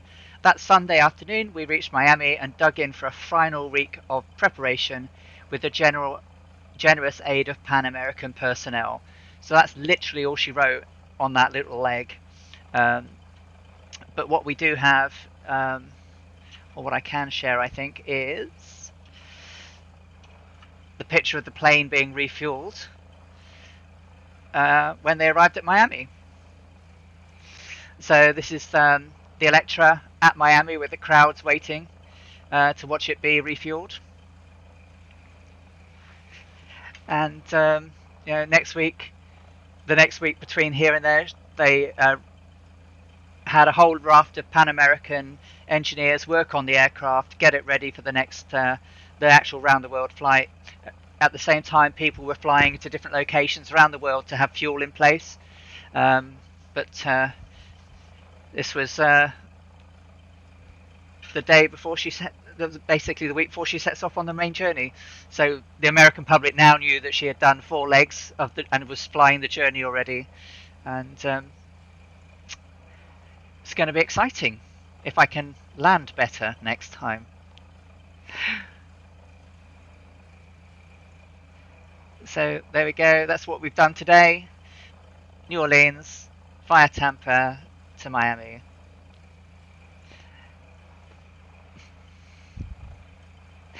Enjoy your dinner, Goblin Zeus. Thank you for flying. Draco, great to fly with you, and Catbat. And I think, is Dangerous Brian down yet? Didn't want to go until Brian's here. Oh, I've lost everyone. I don't know. Brian, if you're down, I hope you're down. But thanks ever so much, guys, for coming along today. And look forward to flying with you on Curdle Fork Stream tomorrow, with Murph Monday, Wednesday, and Friday. And catch you next week. Thank you so much. Take care, everybody, and have a great rest of your evening. Thanks for flying with us.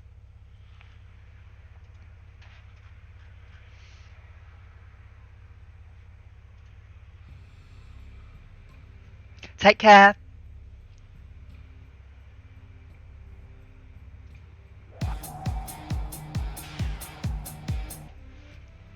It's lovely to have you back, Brian.